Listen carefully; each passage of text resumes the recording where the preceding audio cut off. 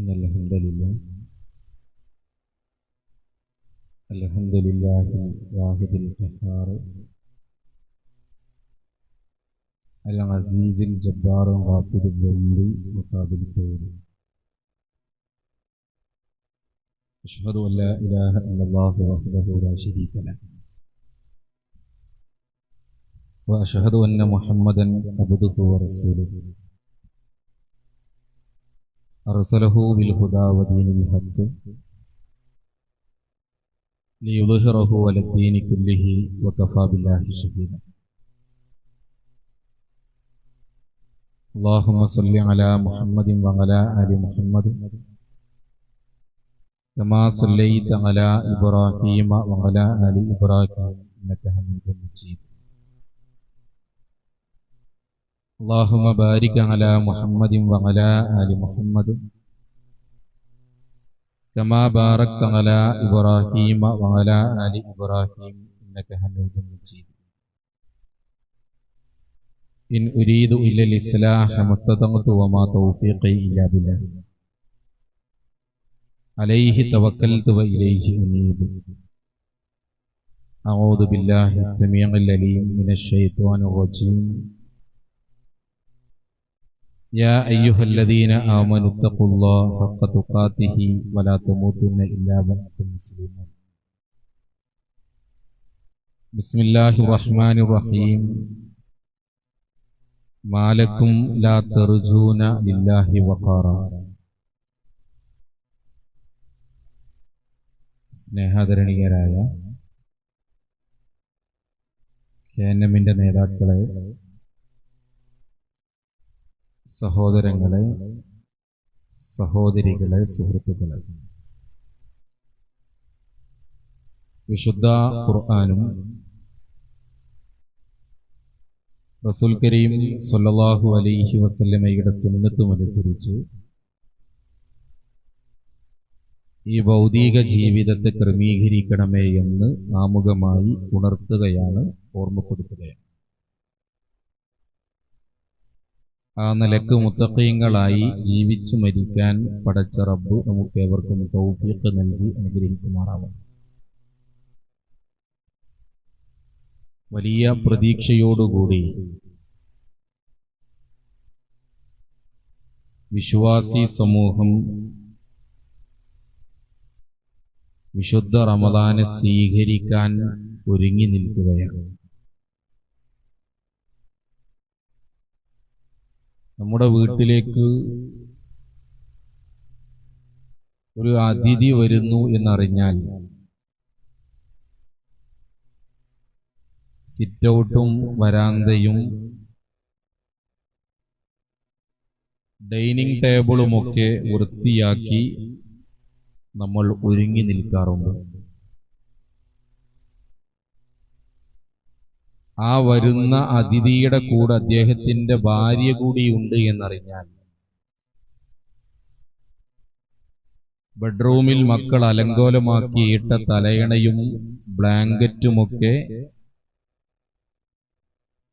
കൃത്യമാക്കി ഒന്നുകൂടി സജീവമായി നമ്മൾ ഒരുങ്ങാറുണ്ട്.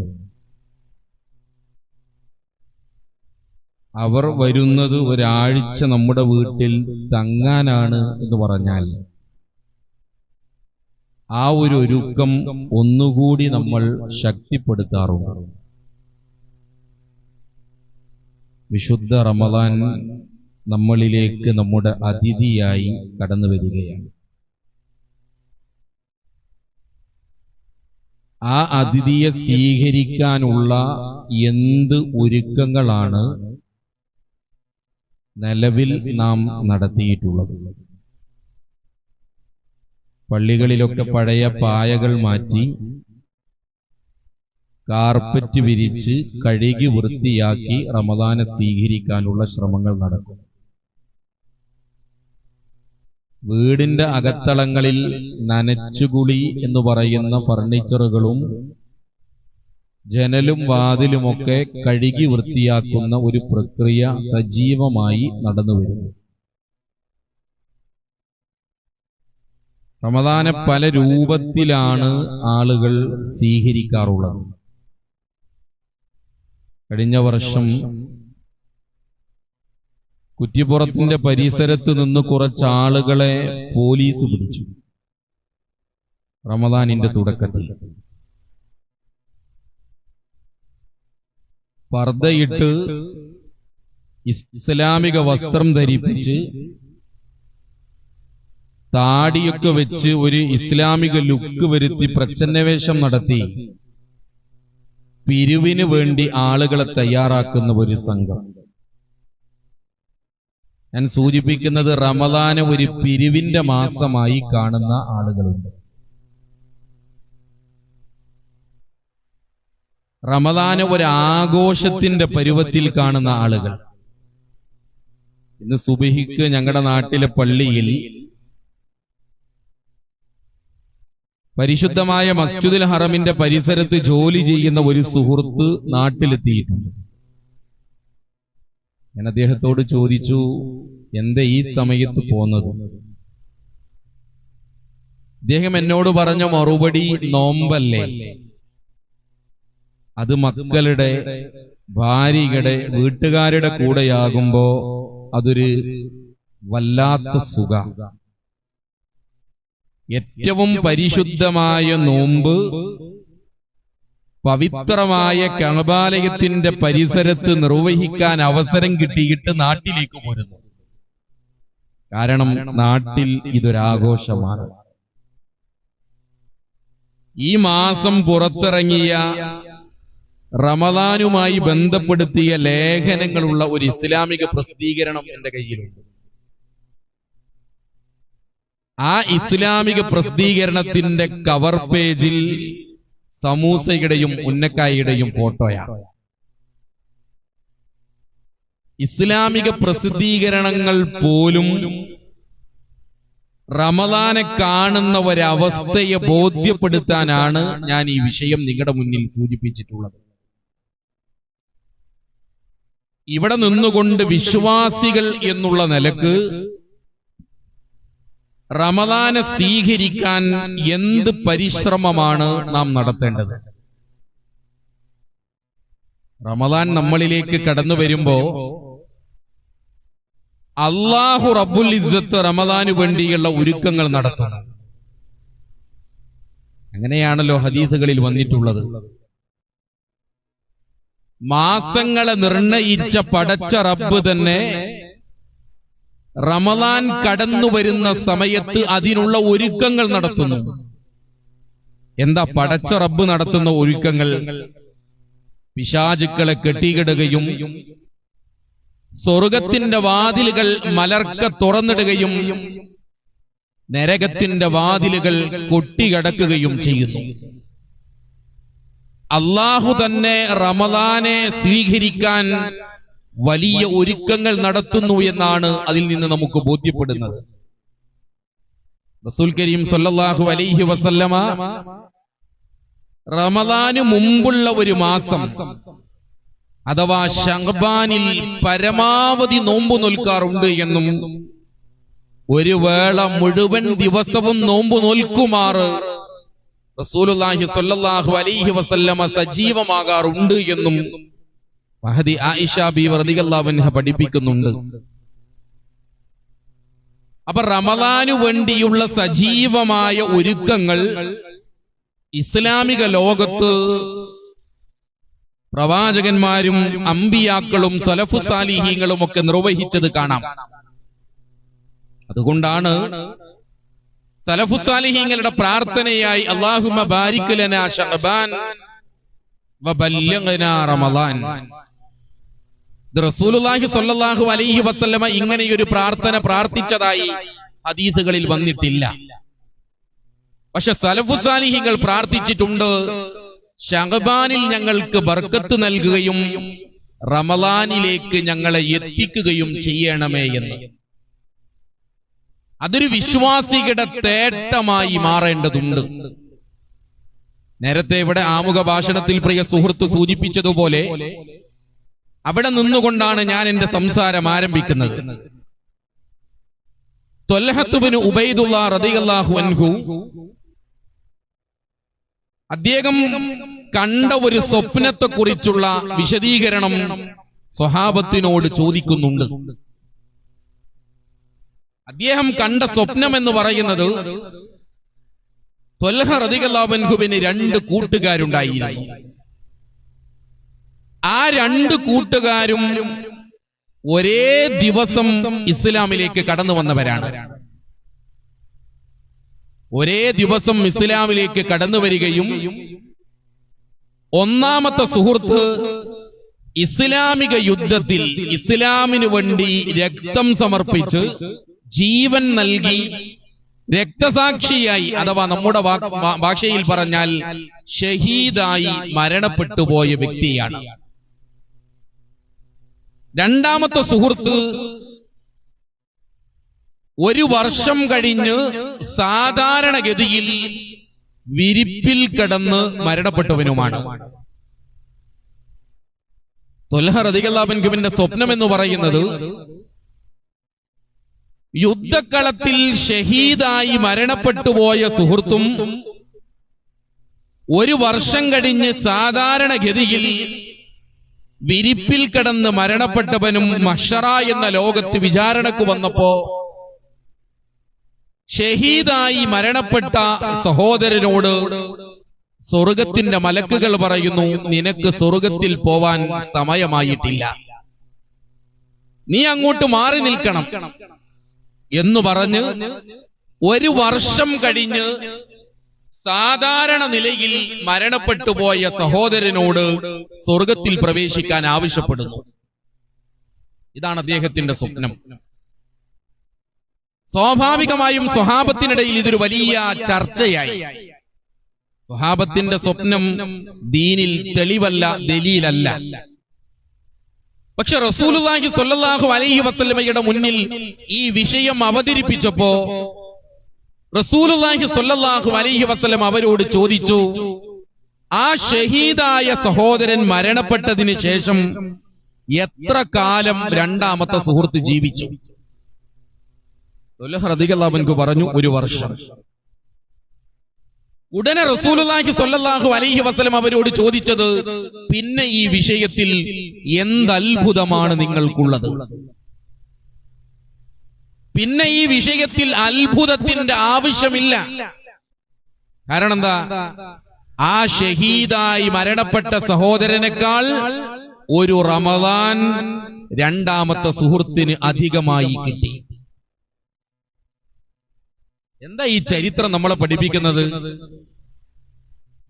വിശ്വാസി സമൂഹത്തെ സംബന്ധിച്ചിടത്തോളം ശുഹദാക്കളെ ഓവർടേക്ക് ചെയ്യാൻ മാത്രമുള്ള അവസരം റമദാനിലുണ്ട് എന്നർത്ഥം. അങ്ങനെ ഒരു അവസരം പടച്ച റബ്ബ് നമ്മുടെ മുന്നിൽ ഒരുക്കി വെച്ചിട്ടുണ്ട് എന്നർത്ഥം. ആരാ ശുഹദാക്കൾ? അമ്പിയാക്കളുടെ കൂടെ അവർ സ്വർഗത്തിലാണ്. അവരുടെ മയ്യത്ത് പോലും കുളിപ്പിക്കേണ്ടതില്ല, നേരെ കഫം ചെയ്ത് ഖബറടക്കാം. അത്രയും പവിത്രമായ യുദ്ധക്കളത്തിൽ വെച്ച് ഇസ്ലാമിന് വേണ്ടി, ആദർശത്തിനു വേണ്ടി, തൗഹീദിനു വേണ്ടി ജീവൻ സമർപ്പിച്ച ശുഹദാക്കളുടെ മുന്നിൽ നോമ്പുകാർക്ക് എത്താൻ കഴിയും എന്നത് റസൂലുള്ളാഹി സ്വല്ലല്ലാഹു അലൈഹി വസല്ലം നമ്മളെ പഠിപ്പിക്കുകയാണ്. ഇത് നമ്മുടെ മുന്നിൽ ഒരു ജാഗ്രതയായി, ഗൗരവമുള്ള ചിന്തയായി നമ്മുടെ മനസ്സിൽ ഒന്നാമത് കടന്നു വരണം. രണ്ടാമത്തെ വിഷയം, റസൂലുള്ളാഹി സ്വല്ലല്ലാഹു അലൈഹി വസല്ലമ മദീനത്തെ പള്ളിയുടെ മിമ്പർ, ആ മിമ്പറിലേക്ക് കയറുന്ന സമയത്ത് റസൂലുള്ളാഹി സ്വല്ലല്ലാഹു അലൈഹി വസല്ലം ആമീൻ പറഞ്ഞു. രണ്ടാമതും ആമീൻ പറഞ്ഞു. മൂന്നാമതും റസൂലുള്ള ആമീൻ പറഞ്ഞു. സാധാരണ മിമ്പറിൽ കയറുന്ന സമയത്ത് റസൂലുള്ളാഹി സ്വല്ലല്ലാഹു അലൈഹി വസല്ലമ ആമീൻ പറയാറില്ലല്ലോ. സ്വഹാബത്ത് ചോദിച്ചു, പ്രവാചകരെ, ആരുടെ പ്രാർത്ഥനക്കാണ് അങ്ങ് ആമീൻ പറഞ്ഞത്? റസൂലുള്ള പറഞ്ഞു, ജിബ്രീൽ അലൈഹിസ്സലാമിന്റെ പ്രാർത്ഥന. ആ പ്രാർത്ഥനയിൽ ഒന്ന്, വമൻ അദ്റക റമളാന ഫലം യുഗ്ഫർ, റമളാൻ ഒരാൾക്ക് ലഭിച്ചിട്ടും പൂർണ്ണമായി ലഭിച്ചിട്ടും പാപമോചനം നടത്താൻ കഴിയാതെ സ്വർഗപ്രവേശനം നേടിയെടുക്കാൻ കഴിയാത്ത ആളുകൾ അവർ നരകത്തിൽ പോകട്ടെ എന്നും മറ്റൊരു റിവായത്തിൽ അവർക്ക് ശാപമുണ്ടാകട്ടെ എന്നും പ്രാർത്ഥനയിൽ കാണാം. ഒരു വലിയ ഗൗരവമുള്ള പ്രാർത്ഥനയാണ്. റസൂലുള്ളയാണ് ആ പ്രാർത്ഥനയ്ക്ക് ആമീൻ പറയുന്നത്. ജിബ്രീൽ അലൈഹിസ്സലാമാണ് ആ പ്രാർത്ഥന പ്രാർത്ഥിക്കുന്നത്. പ്രാർത്ഥിച്ചാൽ ഉത്തരം കിട്ടും എന്നുറപ്പുള്ള വിശ്വാസികളുടെ വിശുദ്ധമായ 3 പള്ളികളിലൊന്നായ മസ്ജിദുൻ നബവിയുടെ മിമ്പറിൽ വെച്ചാണ് റസൂലുള്ള പ്രാർത്ഥിക്കുന്നത്. ആ പ്രാർത്ഥനയ്ക്ക് ഉത്തരമുണ്ട് എന്ന വിഷയത്തിൽ നമുക്ക് അഭിപ്രായ വ്യത്യാസമുണ്ടോ? അഭിപ്രായ വ്യത്യാസമില്ലെങ്കിൽ ആ പ്രാർത്ഥന എന്താ? റമളാൻ പൂർത്തീകരിച്ചിട്ടും സ്വർഗം ലഭിക്കാത്തവന് ശാപമുണ്ടാകട്ടെ എന്ന പ്രാർത്ഥന. ഇത് നമ്മുടെ നെഞ്ചകത്ത് നിന്ന് തിളക്കേണ്ട ഒരു പ്രാർത്ഥനയായി മാറണം. 10, 15, 20, 30, 40, 50 വർഷം നോമ്പ് നോറ്റിട്ട് ആ നോമ്പിലൂടെ സ്വർഗം നേടിയെടുക്കാൻ സാധിക്കാതെ പോയി എന്ന് പറഞ്ഞാൽ അവരെ സംബന്ധിച്ചിടത്തോളം നരകമാണ് അവർക്ക് പ്രതിഫലമെന്ന്, അവർക്ക് നരകം ലഭിക്കട്ടെ എന്ന് പറഞ്ഞ റസൂലുള്ളാഹിയുടെ പ്രാർത്ഥന വളരെ ഗൗരവത്തോടുകൂടി നമ്മൾ ആലോചിക്കേണ്ടതുണ്ട്. ഇസ്ലാമിലെ മറ്റു കർമ്മങ്ങളിൽ നിന്നെല്ലാം തീർത്തും വിഭിന്നമാണ് നോമ്പ് എന്ന് പറയുന്നത്. മറ്റു കർമ്മങ്ങൾ ഓരോന്നും നമ്മൾ എടുത്ത് പരിശോധിക്കുക. എന്താ നമസ്കാരം? തക്ബീർ കൊണ്ട് തുടങ്ങണം, സലാം കൊണ്ട് അവസാനിക്കണം. അതിനിടയിൽ സുജൂദും റുക്കൂഉം ഇഅ്തിദാലും അങ്ങനെ പല കർമ്മങ്ങളും നമ്മൾ നിർവഹിക്കേണ്ടതുണ്ട്. എന്താണ് സക്കാത്ത്? ഞാൻ എന്റെ കയ്യിൽ നിന്ന് വല്ലതും എടുത്ത് മറ്റൊരാൾക്ക് കൊടുക്കേണ്ടതുണ്ട്. എന്താണ് ഹജ്ജ്? പരിശുദ്ധമായ മസ്ജിദുൽ ഹറമിന്റെ ഓരത്ത് ചെന്ന് ഞാൻ ചില ഇബാദത്തുകൾ നിർവഹിക്കണം എന്ന് പറഞ്ഞാൽ നമസ്കാരം ചില കർമ്മങ്ങൾ ചെയ്യലാണ്, സക്കാത്ത് ഒരു കാര്യം ചെയ്യലാണ്, ഹജ്ജും ചില കാര്യങ്ങൾ ചെയ്യലാണ്. നോമ്പോ ചില കാര്യങ്ങൾ ചെയ്യാതിരിക്കലാണ്. ഞാൻ വളരെ ബോധപൂർവമാണ് വിശദീകരിക്കുന്നത്. നോമ്പെന്ന് പറഞ്ഞാൽ ചില കാര്യങ്ങൾ ചെയ്യാതിരിക്കലാണ്. ഹറാമായ കാര്യങ്ങൾ ചെയ്യാതിരിക്കലാണോ നോമ്പ്? ഒരിക്കലുമല്ല. എനിക്ക് എന്റെ റബ്ബ് ഹലാലാക്കിയ ചിലതിനെ മാറ്റിവെക്കലാ നോമ്പ്. എനിക്ക് എന്റെ റബ്ബ് ഹലാലാക്കിയ എന്റെ ഭക്ഷണം ഞാൻ തൽക്കാലത്തേക്ക് കഴിക്കാൻ പാടില്ല. എനിക്ക് എന്റെ റബ്ബ് ഹലാലാക്കിയ എന്റെ ഇണയുമായുള്ള ബന്ധം തൽക്കാലത്തേക്ക് പാടില്ല.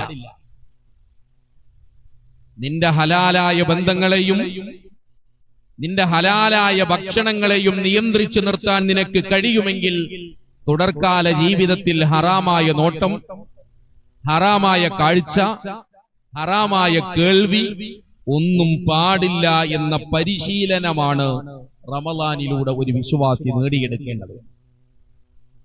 അല്ലം യദങ്ങ ഖൗല സൂരി വൽ അമല ബിഹി ഫലൈസ ലില്ലാഹി ഹാജ്ജത്തുൻ അയ്യദങ്ങ തഅമഹു വശറബഹു. നിങ്ങൾ നിങ്ങളുടെ അനാവശ്യമായ വർത്തമാനങ്ങളും അതനുസരിച്ചുള്ള പ്രവർത്തനങ്ങളും നിങ്ങൾ മാറ്റിവെക്കുന്നില്ല എങ്കിൽ നിങ്ങളുടെ ഭക്ഷണപാനീയങ്ങൾ മാറ്റിവെക്കണം എന്ന് അള്ളാഹുവിനൊരു നിർബന്ധവുമില്ല. എന്ന് പറഞ്ഞ നോമ്പുകാരനാണെങ്കിൽ അനാവശ്യം മാറ്റി നിർത്തണം എന്നാണ്. അപ്പൊ നോമ്പല്ലാത്ത കാലത്ത് ഒരാൾക്ക് അനാവശ്യം പറയാൻ പറ്റുമോ? റമളാനുമായി ബന്ധപ്പെടുത്തി പ്രത്യേകമായി എടുത്തു പറഞ്ഞത് എന്തിനാ? റമളാൻ നിങ്ങളെ പരിശീലിപ്പിക്കുകയാണ്. ഒരു മാസക്കാലം പള്ളി കേന്ദ്രീകരിച്ചുകൊണ്ട് ഇബാദത്ത് ചെയ്യാൻ ഇസ്ലാം വിശ്വാസികളോട് നിർദ്ദേശിക്കുന്നു. നമസ്കാരം പള്ളിയിലാണ്, ഖുർആൻ പാരായണം പള്ളിയിലാണ്, ഇബാദത്തുകൾ പള്ളിയിലാണ്, ദിക്റുകൾ പള്ളിയിലാണ്. അവസാനത്തെ 10 നിങ്ങളുടെ സഹവാസം മുഴുവൻ ഇഅ്തികാഫിലൂടെ മുഴുവൻ പള്ളിയിലായി മാറണം. അങ്ങനെ ഒരു മാസക്കാലം പള്ളി കേന്ദ്രീകരിച്ച് ഇബാദത്തെടുത്ത, പള്ളി കേന്ദ്രീകരിച്ച് അമലുസ്വാലിഹാത്തുകൾ നിർവഹിച്ച മുസ്ലിം സമാജത്തോട് പെരുന്നാളിന്റെ അന്ന് ഗ്രൗണ്ടിലേക്ക് ഇറങ്ങാൻ പറഞ്ഞു. അല്ലേ? പെരുന്നാൾ നമസ്കാരം ഗ്രൗണ്ടിലാണ്. ഫുട്ബോൾ മത്സരങ്ങൾ നടക്കുന്ന, ഗാനമേളകൾ നടക്കുന്ന, ബസ് സ്റ്റാൻഡുകൾ ഉൾക്കൊള്ളുന്ന, മീൻ മാർക്കറ്റുകൾ ഉൾക്കൊള്ളുന്ന ഗ്രൗണ്ടുകളിലാണ് ഈദ്ഗാഹുകൾ നടക്കുന്നത്. അന്ന് സുബ്ഹി നമസ്കാരം പള്ളിയിൽ നടക്കണം, ളുഹുറും പള്ളിയിൽ നടക്കണം. എന്താ ഈ പഠിപ്പിക്കുന്നത്? ഒരു മാസത്തെ പരിശീലനം കഴിഞ്ഞ് നിങ്ങൾ പൊതുരംഗത്തേക്ക് ഇറങ്ങുന്നു. ആ പൊതുരംഗത്തേക്ക് ഇറങ്ങുന്ന സമയത്ത് വലി തുക്കുമിലുൽ ഇദ്ദത വലി തുകബ്ബിറുല്ലാഹ്, നിങ്ങൾ അല്ലാഹുവിനെ മറക്കും, എണ്ണം പൂർത്തിയാക്കിയിട്ടുണ്ട്, അതുകൊണ്ട് നിങ്ങൾ തക്ബീർ ചൊല്ലി ഇറങ്ങണം. ആ തക്ബീർ മറക്കാതിരിക്കണം എന്ന് റസൂലുള്ളാഹി സ്വല്ലല്ലാഹു അലൈഹി വസല്ലമ നമ്മളെ പ്രത്യേകം പഠിപ്പിക്കുന്നു. അതാ ഞാൻ പറഞ്ഞത്, ഒരു മാസം ഒരു പരിശീലനത്തിലേക്ക് നമ്മൾ തയ്യാറാവും. നമ്മൾ പലപ്പോഴും പറയുമല്ലോ, പല ആളുകളും പ്രസംഗത്തിലൊക്കെ പറയാറുണ്ട്, മുസ്ലിം സമുദായം അധപ്പതിച്ചു പോയിട്ടുണ്ട്. മുസ്ലിം സമുദായം കേൾക്കുന്ന വാർത്തകളൊക്കെ അപകടകരമാണ്, ഈ സമുദായം തകർന്നു പോകുന്നു, നശിച്ചു പോകുന്നു എന്നൊക്കെ പലപ്പോഴും പല ആളുകളും പ്രസംഗങ്ങളിലൊക്കെ പറയാറുണ്ട്. ആ വാദം തീർത്തും തെറ്റാണ് എന്ന അഭിപ്രായക്കാരനാണ് ഞാൻ. കാരണം നിങ്ങൾ നമ്മുടെ ഈ പരപ്പനങ്ങാടി മഹല്ലെടുത്ത് പരിശോധിച്ചാൽ, ഈ മഹല്ലിൽ 5% മുസ്ലിം സമുദായത്തിലെ മെമ്പർമാർ പോലും കള്ളുകുടിയന്മാരല്ല. ആണോ? 5% മുസ്ലിം സമുദായത്തിലെ അംഗങ്ങൾ പോലും പെണ്ണുപിടിയന്മാരല്ല. പിന്നെ ആരാ നമ്മൾ മോശക്കാരെന്ന് പറഞ്ഞത്? നമ്മൾ മോശക്കാരൊന്നുമല്ല. നമ്മുടെയൊക്കെ മനസ്സിൽ ഈമാൻ തുളുമ്പി നിൽക്കുന്നു. എന്റെ കൂടെ ജോലി ചെയ്യുന്ന ഒരു സഹോദരൻ എല്ലാ ദിവസവും രാവിലെ 10:30 മണിക്ക് അദ്ദേഹം വിളിക്കും, ചായ പിടിക്കാൻ പോവല്ലേ, ക്യാൻറ്റീനിൽ പോവാം. ആ 10:30 എന്നുള്ളത് 10:45 അദ്ദേഹം വീണ്ടും വിളിക്കും, ഇനി കാത്തുക്കാൻ കഴിയില്ലട്ടോ, എനിക്ക് തലവേദന വരും എന്ന് പറഞ്ഞ 10:30 ചായ കിട്ടിയില്ലെങ്കിൽ തലവേദന വരും. ഞാനും അദ്ദേഹവും ഞങ്ങള് കോയമ്പത്തൂരിലേക്ക് പോയപ്പോ, കോയമ്പത്തൂർ എത്തുമ്പോഴേക്ക് 3 തവണ അദ്ദേഹം ചായ കുടിച്ചു. പട്ടാമ്പിയിൽ നിന്നും പാലക്കാടും പിന്നെ കോയമ്പത്തൂരിന്റെ തൊട്ട് മുമ്പ്. ചില ആളുകൾ ഉച്ചക്ക് ആ 1 മണി 1:30 ചോറ് കിട്ടിയില്ലെങ്കിൽ പറയും ഗ്യാസ് കയറി. വൈകുന്നേരത്തെ ചായ കിട്ടിയില്ലെങ്കിൽ വല്ലാത്ത പ്രയാസമുള്ള ആളുകളുണ്ട്. ഞാൻ നേരത്തെ പറഞ്ഞ സഹോദരനോട് കഴിഞ്ഞ റമദാൻ 1-ന് ഞാൻ 10:30 വിളിച്ചു, ഇന്ന് ചായ കുടിക്കാൻ പോവുക. റമദാനിൽ രാവിലെ 10:30 മണിക്ക് എന്താ നമുക്ക് ഗ്യാസ് കയറാത്തത്? റമദാനിലെ ഉച്ചക്ക് ഭക്ഷണം കിട്ടാത്തത് കൊണ്ട് എന്താ നമുക്ക് തലവേദന വരാത്തത്? അത്താഴത്തിന് കഴിച്ച ഭക്ഷണത്തിന്റെ ഊർജ അല്ല, നമ്മുടെ മനസ്സിലെ ഈമാനാണ്. നമ്മുടെ മനസ്സിലെ ഈമാനാണ്. ആ ഈമാനിനെ ഒന്നുകൂടി സജീവമാക്കലാണ് റമദാനിൽ നമുക്ക് നിർവഹിക്കാനുള്ളത്. അതാ റസൂലുള്ളാഹി പറഞ്ഞത്, ജദ്ദിദു ഈമാനക്കും. നിങ്ങളുടെ ഈമാനിനെ നിങ്ങൾ പുതുക്കാൻ തയ്യാറാവണം. പ്രിയപ്പെട്ടവരെ, ഞാൻ വളരെ പെട്ടെന്ന് കാര്യങ്ങൾ പറഞ്ഞിങ്ങനെ പോവാണ്. റമദാൻ നമ്മളിലേക്ക് കടന്നു വരുന്ന സമയത്ത് ഒന്നാമതൊരു വിശ്വാസിക്ക് ചെയ്യാനുള്ളത് റസൂലുള്ളാഹി സ്വല്ലല്ലാഹു അലൈഹി വസല്ലമ സഹാബത്തിനോട് പറഞ്ഞല്ലോ, അലാ ഉഖ്ബിറുക്കും ബി അഫ്ളലി ദറജത്തി സിയാമി വസ്സലാത്തി വസ്സദഖ. നമസ്കാരത്തെക്കാൾ, നോമ്പിനേക്കാൾ, സകാത്തിനേക്കാൾ പുണ്യകരമായ ഒരു പ്രവർത്തനം ഞാൻ നിങ്ങൾക്ക് പറഞ്ഞു തരട്ടെ. സ്വഹാബത്ത് മറുപടി പറഞ്ഞു, ബലാ യാ റസൂലല്ലാഹ്. എന്താ റസൂലുള്ളാഹി പഠിപ്പിച്ചത്? ഇസ്ലാഹു ദാത്തുൽ ബൈൻ, ജനങ്ങൾക്കിടയിലുള്ള ഒരുമയാണത്. നിങ്ങൾ പിണങ്ങി നിൽക്കുകയാണെങ്കിൽ അത് നിങ്ങളുടെ തകർച്ചയാണെന്ന് റസൂലുള്ളാഹി പഠിപ്പിച്ചു. അപ്പൊ റമദാൻ കടന്നു വരുമ്പോ നിങ്ങളുടെ നോമ്പിനേക്കാളും, നിങ്ങളുടെ സകാത്തിനേക്കാളും, നിങ്ങളുടെ നമസ്കാരത്തെക്കാളും പുണ്യകരമായ കാര്യം പിണങ്ങി നിൽക്കുന്നവർ ഒന്നിക്കലാണ്. ഉമ്മയോട് മിണ്ടാത്തവർ, വാപ്പയോട് മിണ്ടാത്തവർ, പെങ്ങന്മാരോട് പിണങ്ങി നിൽക്കുന്നവർ, ഇത് വളരെ ഗൗരവമുള്ള വിഷയല്ല. യദ്ഖുലുൽ ജന്ന, സ്വർഗത്തിൽ പ്രവേശിക്കൂല. ഖാത്തിഉറഹിം, കുടുംബ ബന്ധം മുറിച്ചവൻ സ്വർഗത്തിൽ പ്രവേശിക്കുകയില്ല. നമ്മൾ പറയല്ലേ, കാരണം ഉണ്ടായിട്ടാണ്. കാരണം ഉണ്ടായാലും ശരി, ഇല്ലെങ്കിലും ശരി. അവിടെ കാരണത്തെക്കുറിച്ച് റസൂലുള്ളാഹി ഹദീസിൽ പറയുന്നേയില്ല. കാരണമുണ്ടായാലും ഇല്ലെങ്കിലും കുടുംബ ബന്ധത്തിൽ മുറിവേൽപ്പിക്കാൻ ഒരു വിശ്വാസിക്ക് അധികാരമില്ല. നിന്റെ ഉമ്മ ദീനിന്റെ വിഷയത്തിൽ വഇൻ ജാഹദാക അലാ അൻ തുശ്രിക ബി മാ ലൈസ ലക ബിഹി ഇൽമുൻ ഫലാ തുതിഅഹുമാ, ശിർക്കിലേക്ക് പ്രേരിപ്പിക്കുന്ന ഒരു വിഷയത്തിൽ നിന്റെ ഉമ്മ നിന്നെ നിർബന്ധിച്ചാൽ ആ ഉമ്മയെ നീ അനുസരിക്കേണ്ടതില്ല. പക്ഷേ വസാഹിബഹുമാ ഫിദ്ദുനിയ മഅറൂഫ, ഈ ലോകത്ത് ഉമ്മയോട് മാന്യമായി പെരുമാറൽ തുടരണം. ശിർക്കിന്റെ വിഷയത്തിൽ ഉമ്മയെ അനുസരിക്കേണ്ടതില്ല. പക്ഷേ അവരോടുള്ള സഹവാസം അവസാനിപ്പിക്കാൻ ഒരു വിശ്വാസിക്ക് ഈ ലോകത്ത് അനുവാദമില്ല എന്നർത്ഥം. അപ്പൊ റമളാൻ കടന്നു വരുന്ന സമയത്ത് വിശ്വാസികളെ സംബന്ധിച്ചിടത്തോളം ഒന്നാമത് നിർവഹിക്കാനുള്ളത്, പ്രിയപ്പെട്ടവരെ, അങ്ങനെ ആരോടെങ്കിലും എന്തെങ്കിലും കാരണം വെച്ച് പിണങ്ങി നിൽക്കുന്നുണ്ടെങ്കിൽ അവരോട് പോയി സലാം പറഞ്ഞ് മാപ്പ് പറഞ്ഞ് അവർക്ക് വിട്ടുവീഴ്ച ചെയ്തു കൊടുത്ത് അങ്ങനെ അവരോട് ഐക്യത്തിലാവാൻ കഴിയണം. രണ്ടാമത്തത് സാമ്പത്തികമായ രംഗത്തെ സൂക്ഷ്മതയാണ്. ഇന്ന് മുസ്ലിം സമുദായം അനുഭവിക്കുന്ന പ്രശ്നങ്ങളുടെ അടിസ്ഥാനപരമായ കാരണം റസൂലുള്ളാഹി പറഞ്ഞല്ലോ, ലോകത്ത് കടന്നുപോയ മുഴുവൻ സമുദായങ്ങൾക്കും ഫിത്നകളുണ്ട്, പരീക്ഷണങ്ങളുണ്ട്. വഫിത്നതു ഉമ്മത്തി അൽ മാൽ, എന്റെ സമുദായത്തിന്റെ ഫിത്ന എന്ന് പറയുന്നത് സമ്പത്താണ് എന്ന് റസൂലുള്ളാഹി 14 നൂറ്റാണ്ട് മുമ്പ് നമ്മളെ പഠിപ്പിച്ചു.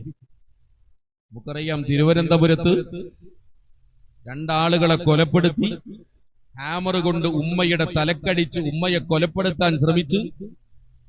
അങ്ങനെയൊരു കുഞ്ഞിന്റെ വർത്തമാനം കേട്ടപ്പോ പോലീസ് FIR തയ്യാറാക്കിയപ്പോ ആ FIR-ൽ ആ കുഞ്ഞിനെ കുറിച്ച് പറഞ്ഞത് കഞ്ചാവിന്റെ ലഹരിയെന്നോ മദ്യത്തിന്റെ ലഹരിയെന്നോ പെൺകേസുകളിൽ പെട്ടുപോയവനെന്നോ ആയിരുന്നില്ല.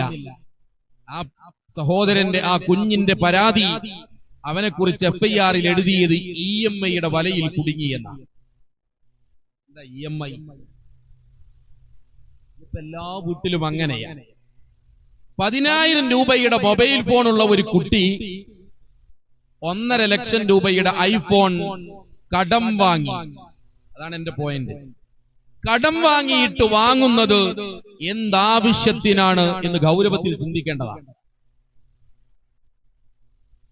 നമ്മൾ വീട് വെക്കുമ്പോ നമുക്കറിയാലോ, പല ആളുകളും 800 സ്ക്വയർ ഫീറ്റിന്റെ പ്ലാൻ വരച്ച് ആ പ്ലാൻ അനുസരിച്ച് തറയിട്ട് ആ പറമ്പൊന്ന് പുല്ല് മുളച്ചു പൊന്തി തറയിൽ പച്ചക്കറി നട്ട് പിറ്റത്തെ പ്രാവശ്യം 2 കൊല്ലം കഴിഞ്ഞ് തിരിച്ചു വരുമ്പോ കുറച്ച് കല്ലിറക്കി വീണ്ടും ഗൾഫിൽ പോയി അടുത്ത 2 കൊല്ലം കഴിഞ്ഞ് വരുമ്പോ കുറച്ച് കമ്പിയിറക്കി അങ്ങനെ 10ഉം 15ഉം കൊല്ലം കൊണ്ട് 800 സ്ക്വയർ ഫീറ്റ് വീട് വെച്ച ഒരുപാട് ആളുകളെ നമുക്കറിയാം.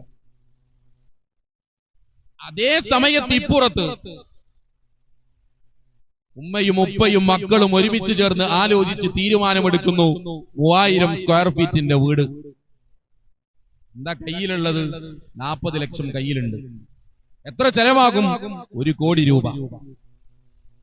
അപ്പൊ 60 ലക്ഷം രൂപ കടമെടുക്കണം, ബാങ്കിൽ നിന്ന് ലോൺ എടുക്കണം, അല്ലേ?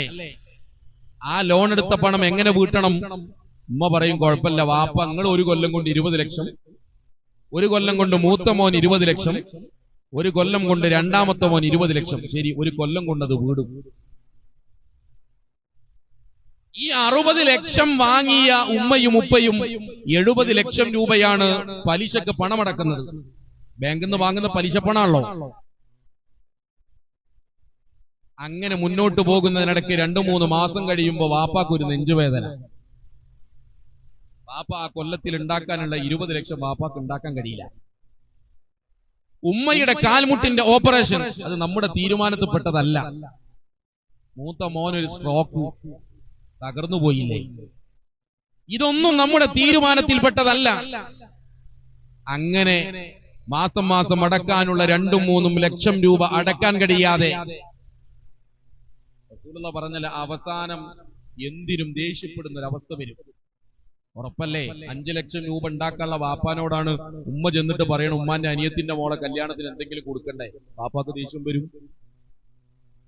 വാപ്പാക്ക് 5 ലക്ഷം തികക്കാൻ കഴിയാത്ത അവസ്ഥയിലാണ് മോള് സ്കൂളിലെ ട്യൂഷൻ ഫീസ് അടക്കാൻ വേണ്ടി ചോദിച്ചു വരുന്നത്.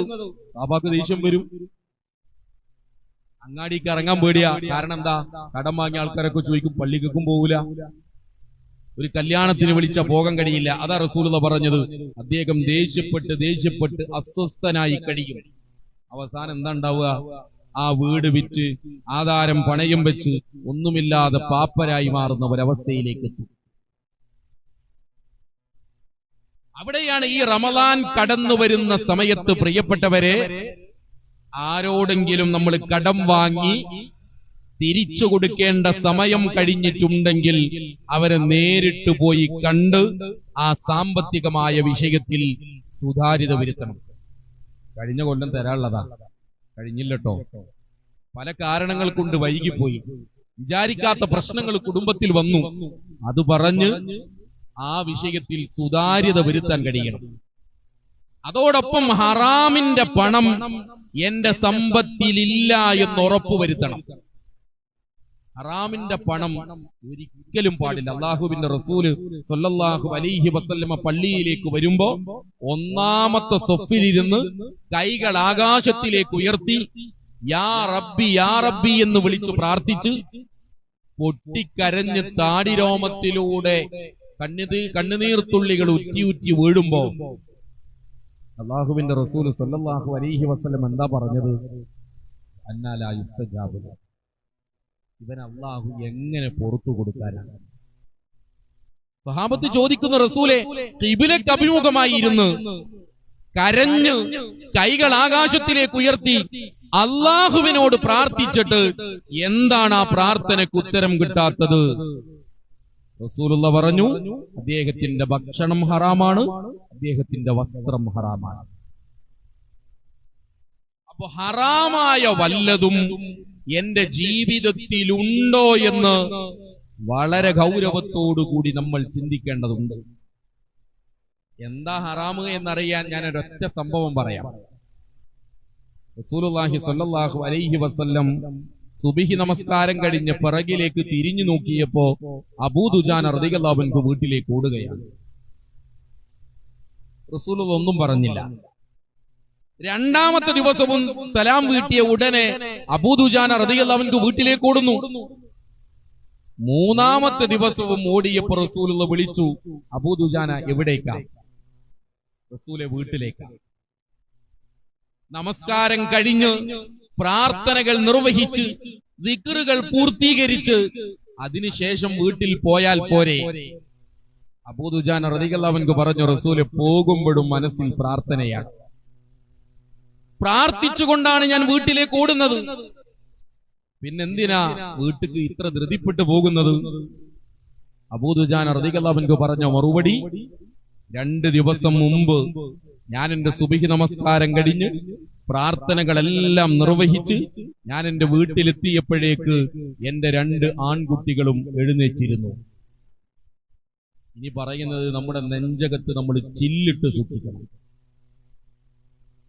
ആ എഴുന്നേറ്റ 2 കുട്ടികളും മുറ്റത്തേക്കിറങ്ങി അയൽവാസിയുടെ ഈത്തപ്പന മരത്തിൽ നിന്നും എന്റെ മുറ്റത്തേക്ക് വീണ ഈത്തപ്പഴം, അയൽവാസിയുടെ പറമ്പിലെ ഈത്തപ്പന മരത്തിൽ നിന്നും എന്റെ മുറ്റത്തേക്ക് വീണ ഈത്തപ്പഴം അവരുടെ അനുവാദം ചോദിക്കാതെ എന്റെ മക്കൾ എടുത്ത് കഴിക്കുന്നത് കണ്ടപ്പോ എനിക്ക് സഹിച്ചില്ല റസൂലേ. അതുകൊണ്ട് അവർ ഉണരുന്നതിന് മുമ്പ് ഈ ഈത്തപ്പഴം അവരുടെ പറമ്പിലേക്ക് വലിച്ചെറിയാനാണ് ഞാൻ ഓടുന്നത്. സുബ്ഹാനല്ലാഹ്. ഞാൻ ഈ ചരിത്രം വായിച്ചപ്പോ ആലോചിച്ചത് എന്താ അറിയോ? സുബഹി നമസ്കാരം കഴിഞ്ഞ് വീട്ടിലേക്ക് വരുന്ന നമ്മളെ വാപ്പാര് നാട്ടിലെ പറമ്പിലെ മാങ്ങൊക്കെ പൊറുക്കിയിട്ടാ പോരാ. ഞാനതൊരു തെറ്റാണെന്ന് ഫത്വ പറയുന്നില്ല. പക്ഷെ അതുപോലും തെറ്റാണ് എന്ന് ചിന്തിക്കുന്ന സ്വഹാബത്ത് ലോക ചരിത്രത്തിൽ കഴിഞ്ഞുപോയിട്ടുണ്ട്. അതാണ് അവരെ ഹറാമിന് കണ്ട ഗൗരവം. കാരണം എന്താ? ഹറാമ് കഴിച്ചാൽ പ്രാർത്ഥന സ്വീകരിക്കൂല, നോമ്പ് സ്വീകരിക്കൂല, നമസ്കാരം സ്വീകരിക്കൂല, ഇബാദത്തുകൾ സ്വീകരിക്കൂല.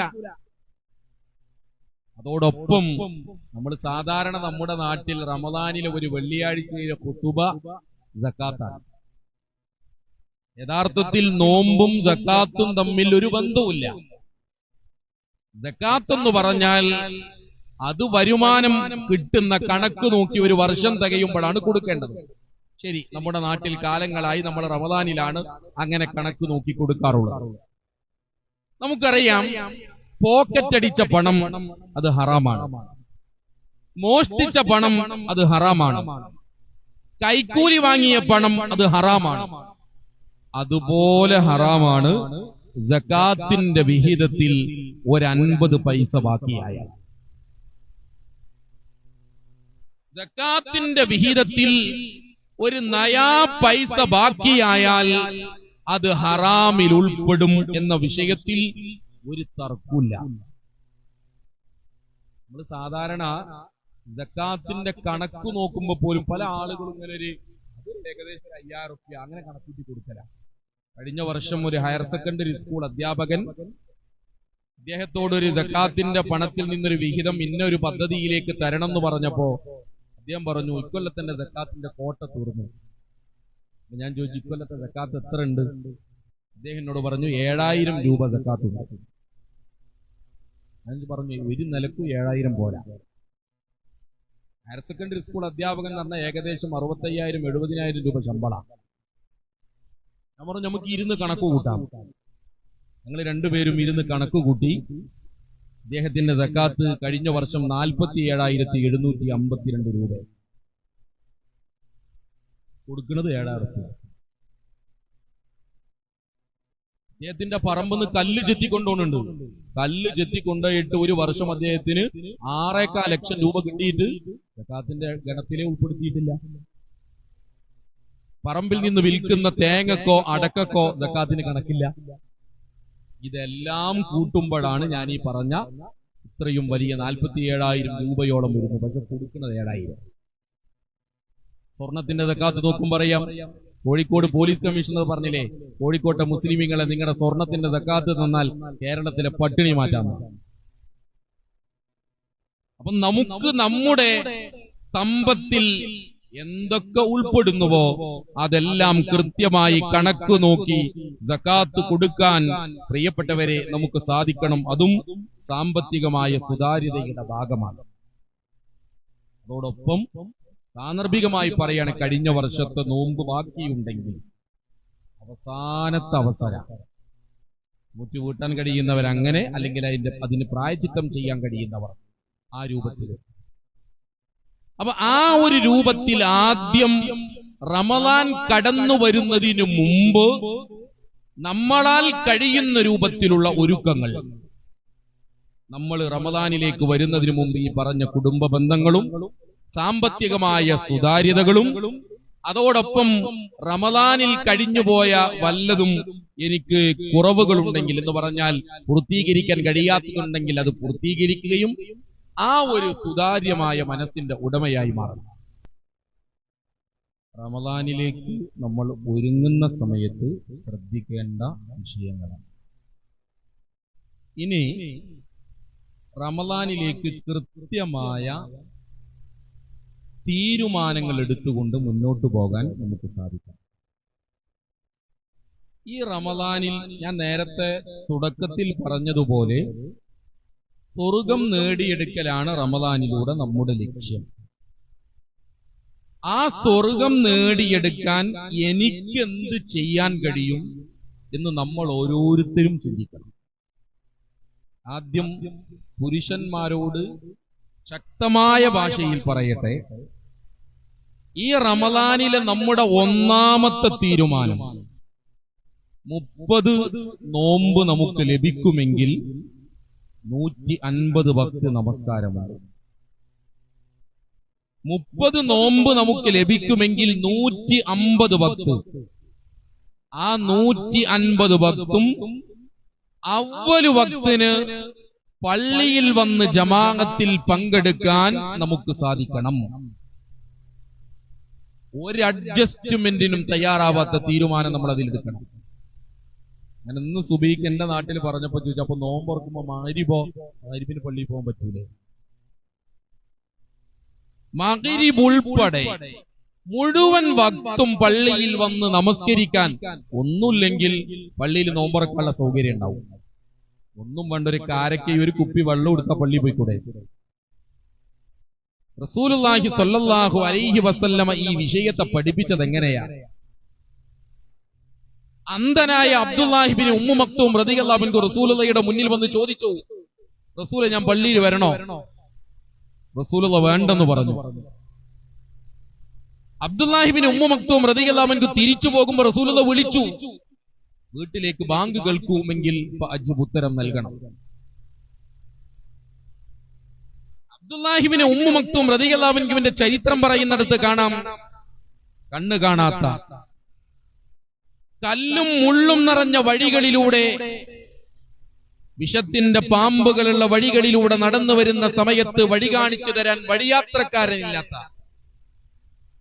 കൈക്ക് പിടിക്കാൻ ഒരു സുഹൃത്തുമില്ലാത്ത ഒരു ഏരിയയിൽ നിന്ന് പള്ളിയിലേക്ക് നടന്നു വരണം. ആലോചിച്ച് നോക്കൂ, ആ അന്ധനായ അബ്ദുല്ലാഹിബ്നു ഉമ്മു മക്തൂം റളിയല്ലാഹു അൻഹുവിന് ജമാഅത്തിൽ പങ്കെടുക്കാതിരിക്കാൻ ഒരു അനുവാദവും നൽകിയിട്ടില്ല. റബ്ബറൈസ്ഡ് റോഡും വീടിന്റെ മുറ്റത്ത് 2-3 ബൈക്കും ഉണ്ടായിട്ടും നമ്മൾ എവിടെയാ നിൽക്കുന്നത്? മദീനത്തെ പള്ളിയുടെ മുന്നിലേക്ക് 2 സ്വഹാബത്ത് കടന്നു വരുന്നു. പള്ളിയുടെ മുന്നിൽ വെച്ചവർ സലാം പറയുന്നു. രണ്ടാമത്തെയാൾ സലാം മടക്കിയിട്ട് പറഞ്ഞതെന്താ? വേണ്ടിയിരുന്നില്ല. അറിയാതെ മനസ്സൊന്ന് പറഞ്ഞു പോയ എന്താ സംഭവം എന്നറിയോ? റസൂലുള്ളാഹി സ്വല്ലല്ലാഹു അലൈഹി വസല്ലമ സുന്നത്ത് നോമ്പിനെ കുറിച്ച് പഠിപ്പിച്ചപ്പോ സ്വഹാബത്ത് തിരിച്ചു ചോദിച്ചു, സുന്നത്ത് നോമ്പ് നോൽക്കാൻ പാടില്ലാത്ത ദിവസങ്ങൾ ഏതൊക്കെ? റസൂലുള്ള പഠിപ്പിച്ചു, 2 പെരുന്നാളിന്റെ ദിവസവും 3 അയ്യാമു തശ്രീഖിന്റെ ദിവസം ഒഴികെ ബാക്കിയൊക്കെ നോമ്പൊൽക്കാം. അവർ റസൂലുള്ളാഹിനോട് പറഞ്ഞു, റസൂലെ ഞങ്ങൾ 360 ദിവസം നോമ്പൊൽക്കും. റസൂലുള്ളാഹി സ്വല്ലല്ലാഹു അലൈഹി വസല്ലം അനുവാദം കൊടുത്തില്ല. അവര് പറഞ്ഞു, റസൂലെ മാസത്തിൽ 1 ഒഴിവാക്കാം. റസൂലുള്ളാഹി അനുവാദം കൊടുത്തില്ല. മാസത്തിൽ 2 അനുവാദമില്ല. മാസത്തിൽ 5 ഒഴിവാക്കാം, അനുവാദം കൊടുത്തിട്ടില്ല. അങ്ങനെ പറഞ്ഞു പറഞ്ഞ് അവസാനം റസൂലുള്ളാഹിയെ പരാജയപ്പെടുത്തുമാർ അവരങ്ങോട്ട് പറഞ്ഞു, പ്രവാചകരെ, നിങ്ങളാണ് ഞങ്ങളോട് പറഞ്ഞത് നിങ്ങൾക്ക് ഏറ്റവും ഇഷ്ടമുള്ള സുന്നത്ത് നോമ്പ് ദാവൂദ് നബി അലൈഹിസ്സലാമിന്റെ നോമ്പാ. എന്താണത്? ഒരു ദിവസം നോമ്പ്, അടുത്ത ദിവസം നോമ്പില്ല, പിറ്റേ ദിവസം നോമ്പ്, പിറ്റേ ദിവസം നോമ്പില്ല. അങ്ങനെ ഇടവിട്ട് ഞങ്ങൾ സുന്നത്ത് നോമ്പ് നോൽക്കട്ടെ. റസൂലുള്ളാഹി മനമില്ലാ മനസ്സോടെ അവർക്ക് അനുവാദം കൊടുത്തു.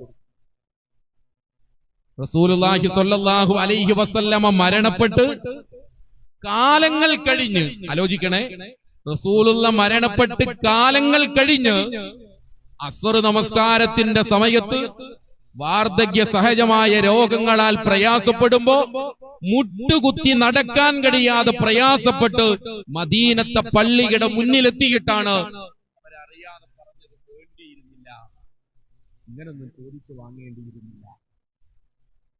എന്നിട്ടും അവർ അത് ഒഴിവാക്കിയിട്ടില്ല. നമ്മളെ സംബന്ധിച്ചിടത്തോളം നോമ്പിന്റെ ക്ഷീണം കൊണ്ട് ജമാഅത്ത് വേണ്ടെന്ന് വെക്കണവരാ നമ്മൾ. അതുകൊണ്ട് പ്രിയപ്പെട്ടവരെ, ഈ റമദാനിൽ ഞാനും നിങ്ങളും എടുക്കേണ്ട ഒന്നാമത്തെ തീരുമാനം, 150 വക്ത് ഞാൻ ജമാഅത്തിന് പങ്കെടുത്തിരിക്കും.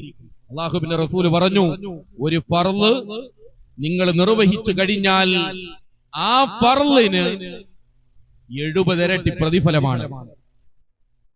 ജമാഅത്തിന് നമ്മൾ നേരത്തെ നമുക്കറിയാം 27 ഇരട്ടി പ്രതിഫലമുണ്ട്. അങ്ങനെ പുണ്യങ്ങൾ വാരിയെടുക്കാൻ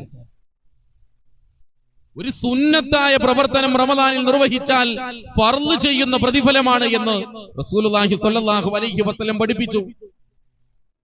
അപ്പോൾ ഒന്നാമത്തെ തീരുമാനം അതായിരിക്കണം. രണ്ട്, ഫർള് നമസ്കാരത്തിന്റെ മുമ്പും ശേഷവുമായി പഠിപ്പിക്കപ്പെട്ട മുഴുവൻ റവാത്തിബ് സുന്നത്തുകളും ഞാൻ ഈ റമദാനിൽ നിർവഹിച്ചിരിക്കും എന്ന് പറഞ്ഞാൽ ഈ 150 വക്ത് നമസ്കാരത്തിന് പുറമെ റമദാനിൽ നമുക്ക് 300 റക്അത്ത് അധികമായി നമസ്കരിക്കേണ്ടി വരും. അങ്ങനെ ആലോചിച്ചു. അങ്ങനെ നമ്മൾ ഈ റമദാനിൽ എനിക്കെന്ത് ചെയ്യണം എന്ന് ആലോചിക്കണം. വിശുദ്ധ ഖുർആനിൽ നിന്ന് ഒരു തവണയെങ്കിലും വിശുദ്ധ ഖുർആൻ ഒന്ന് ഓതി തീർക്കാൻ. അങ്ങനെ തന്നെ പറഞ്ഞു, ഒരൊറ്റ തവണ. പ്രത്യേകിച്ച് ചെറുപ്പക്കാരായ ആളുകൾ, വീട്ടിൽ പണിയൊന്നുമില്ലാത്ത സാധുക്കളായ ഉമ്മമാരും നമ്മുടെ പള്ളികളിലൊക്കെ സ്ഥിരമായിട്ട് വരുന്ന ഉപ്പമാരൊക്കെ നന്നായിട്ട് ഓതുന്നുണ്ട്, തർക്കല്ല. പ്രിയപ്പെട്ട ചെറുപ്പക്കാരെ, നമ്മൾ ഓതിയേ പറ്റൂ. ഒരു ദിവസം ഒരു ജുസ് ഓതിയാൽ വേണ്ട, ഒരു ജമാഅത്തിനോടനുബന്ധിച്ച് 4 പേജ് ഓതാൻ നമ്മൾ തയ്യാറായി കഴിഞ്ഞാൽ നമ്മൾ ഈ 150 വക്താകുമ്പോ 600 പേജ്, മിക്കവാറും ഖുർആനും 600 പേജാ. 4 പേജ് വീതം ഓരോ ജമാഅത്തിന്റെയും സമയത്ത് ഓതാൻ തയ്യാറായാൽ വിശുദ്ധ ഖുർആൻ പരിപൂർണമായി ഓതി തീർക്കാൻ നമുക്ക് കഴിയും. ചോദിക്കട്ടെ, വിനയത്തോടുകൂടി ഈ റമദാനിൽ ഒരു സൂറത്ത് കാണാതെ പഠിക്കാൻ പറ്റുമോ? ഒരൊറ്റ സൂറത്ത്.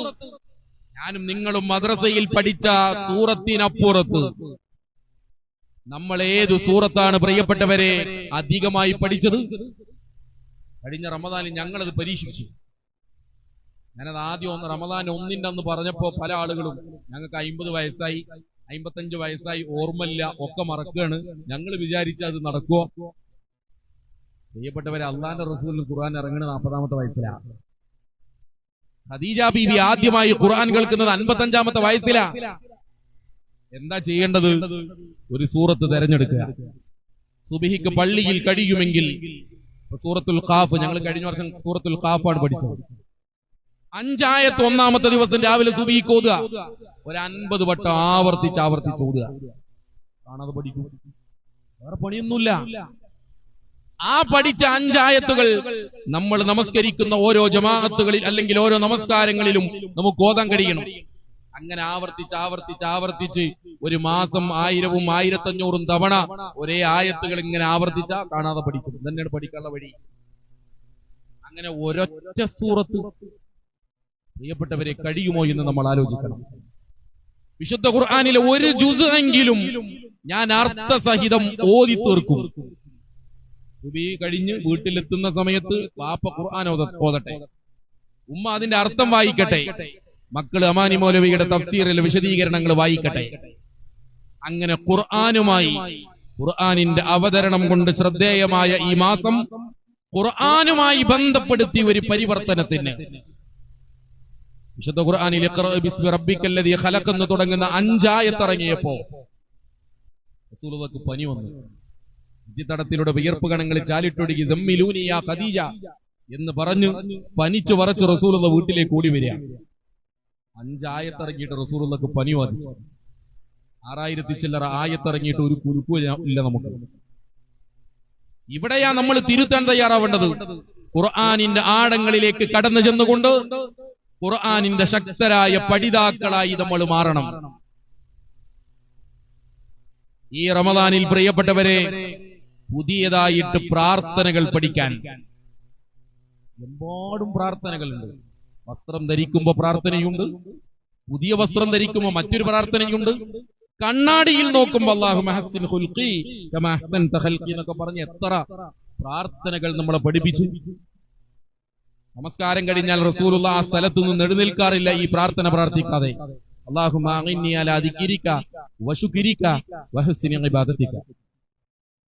അല്ലാഹുവേ, അല്ലാഹുമ്മ അഇന്നി, നീ എന്നെ സഹായിക്കണമേ, അലാ ദിക്രിക, നിന്നെ ഓർക്കാൻ, വശുക്രിക, നിനക്ക് നന്ദി കാണിക്കാൻ, വഹുസ്നി ഇബാദതിക, നിനക്ക് ആത്മാർത്ഥമായി നല്ല രൂപത്തിൽ ഇബാദത്ത് ചെയ്യാൻ എന്നെ സഹായിക്കണമേ. ഇങ്ങനെ ഒരുപാട് പ്രാർത്ഥനകൾ, ദിക്റുകൾ. സുബ്ഹാനല്ലാഹി വബിഹംദിഹി സുബ്ഹാനല്ലാഹിൽ അലീം.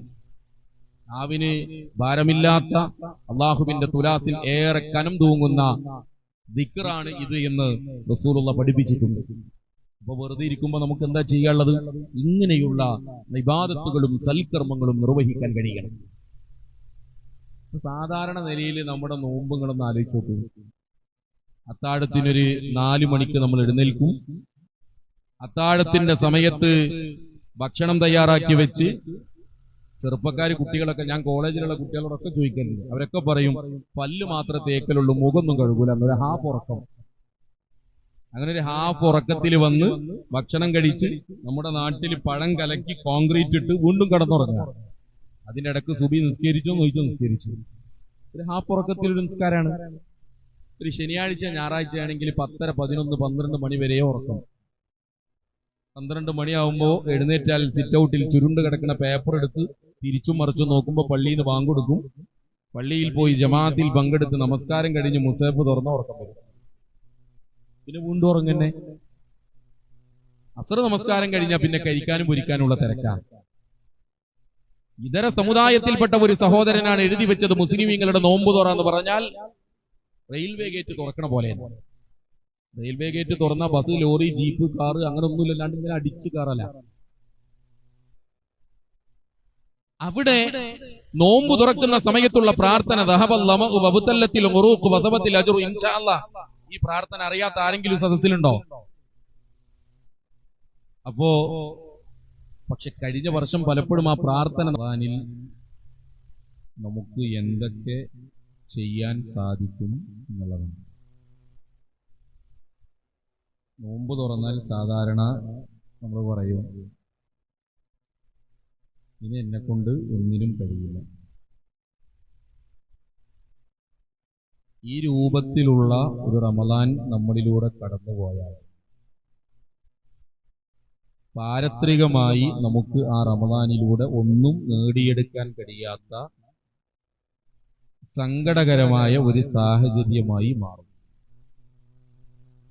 റമദാനിലൂടെ ഒരു വിശ്വാസിക്ക് നേടിയെടുക്കാനുള്ളത് ലഅല്ലക്കും തത്തഖൂൻ, തഖ്വയാണ് ഒരു വിശ്വാസിക്ക് റമദാനിലൂടെ നേടിയെടുക്കാനുള്ളത്.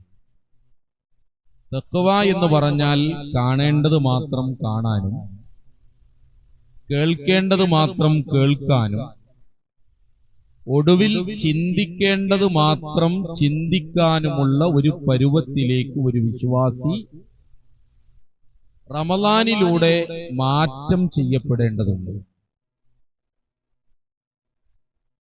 അപ്പോ ആ ഒരു പരുവത്തിലെത്താൻ വിശ്വാസികളെ സംബന്ധിച്ചിടത്തോളം വബുതഗു ഇലൈഹിൽ വസീല,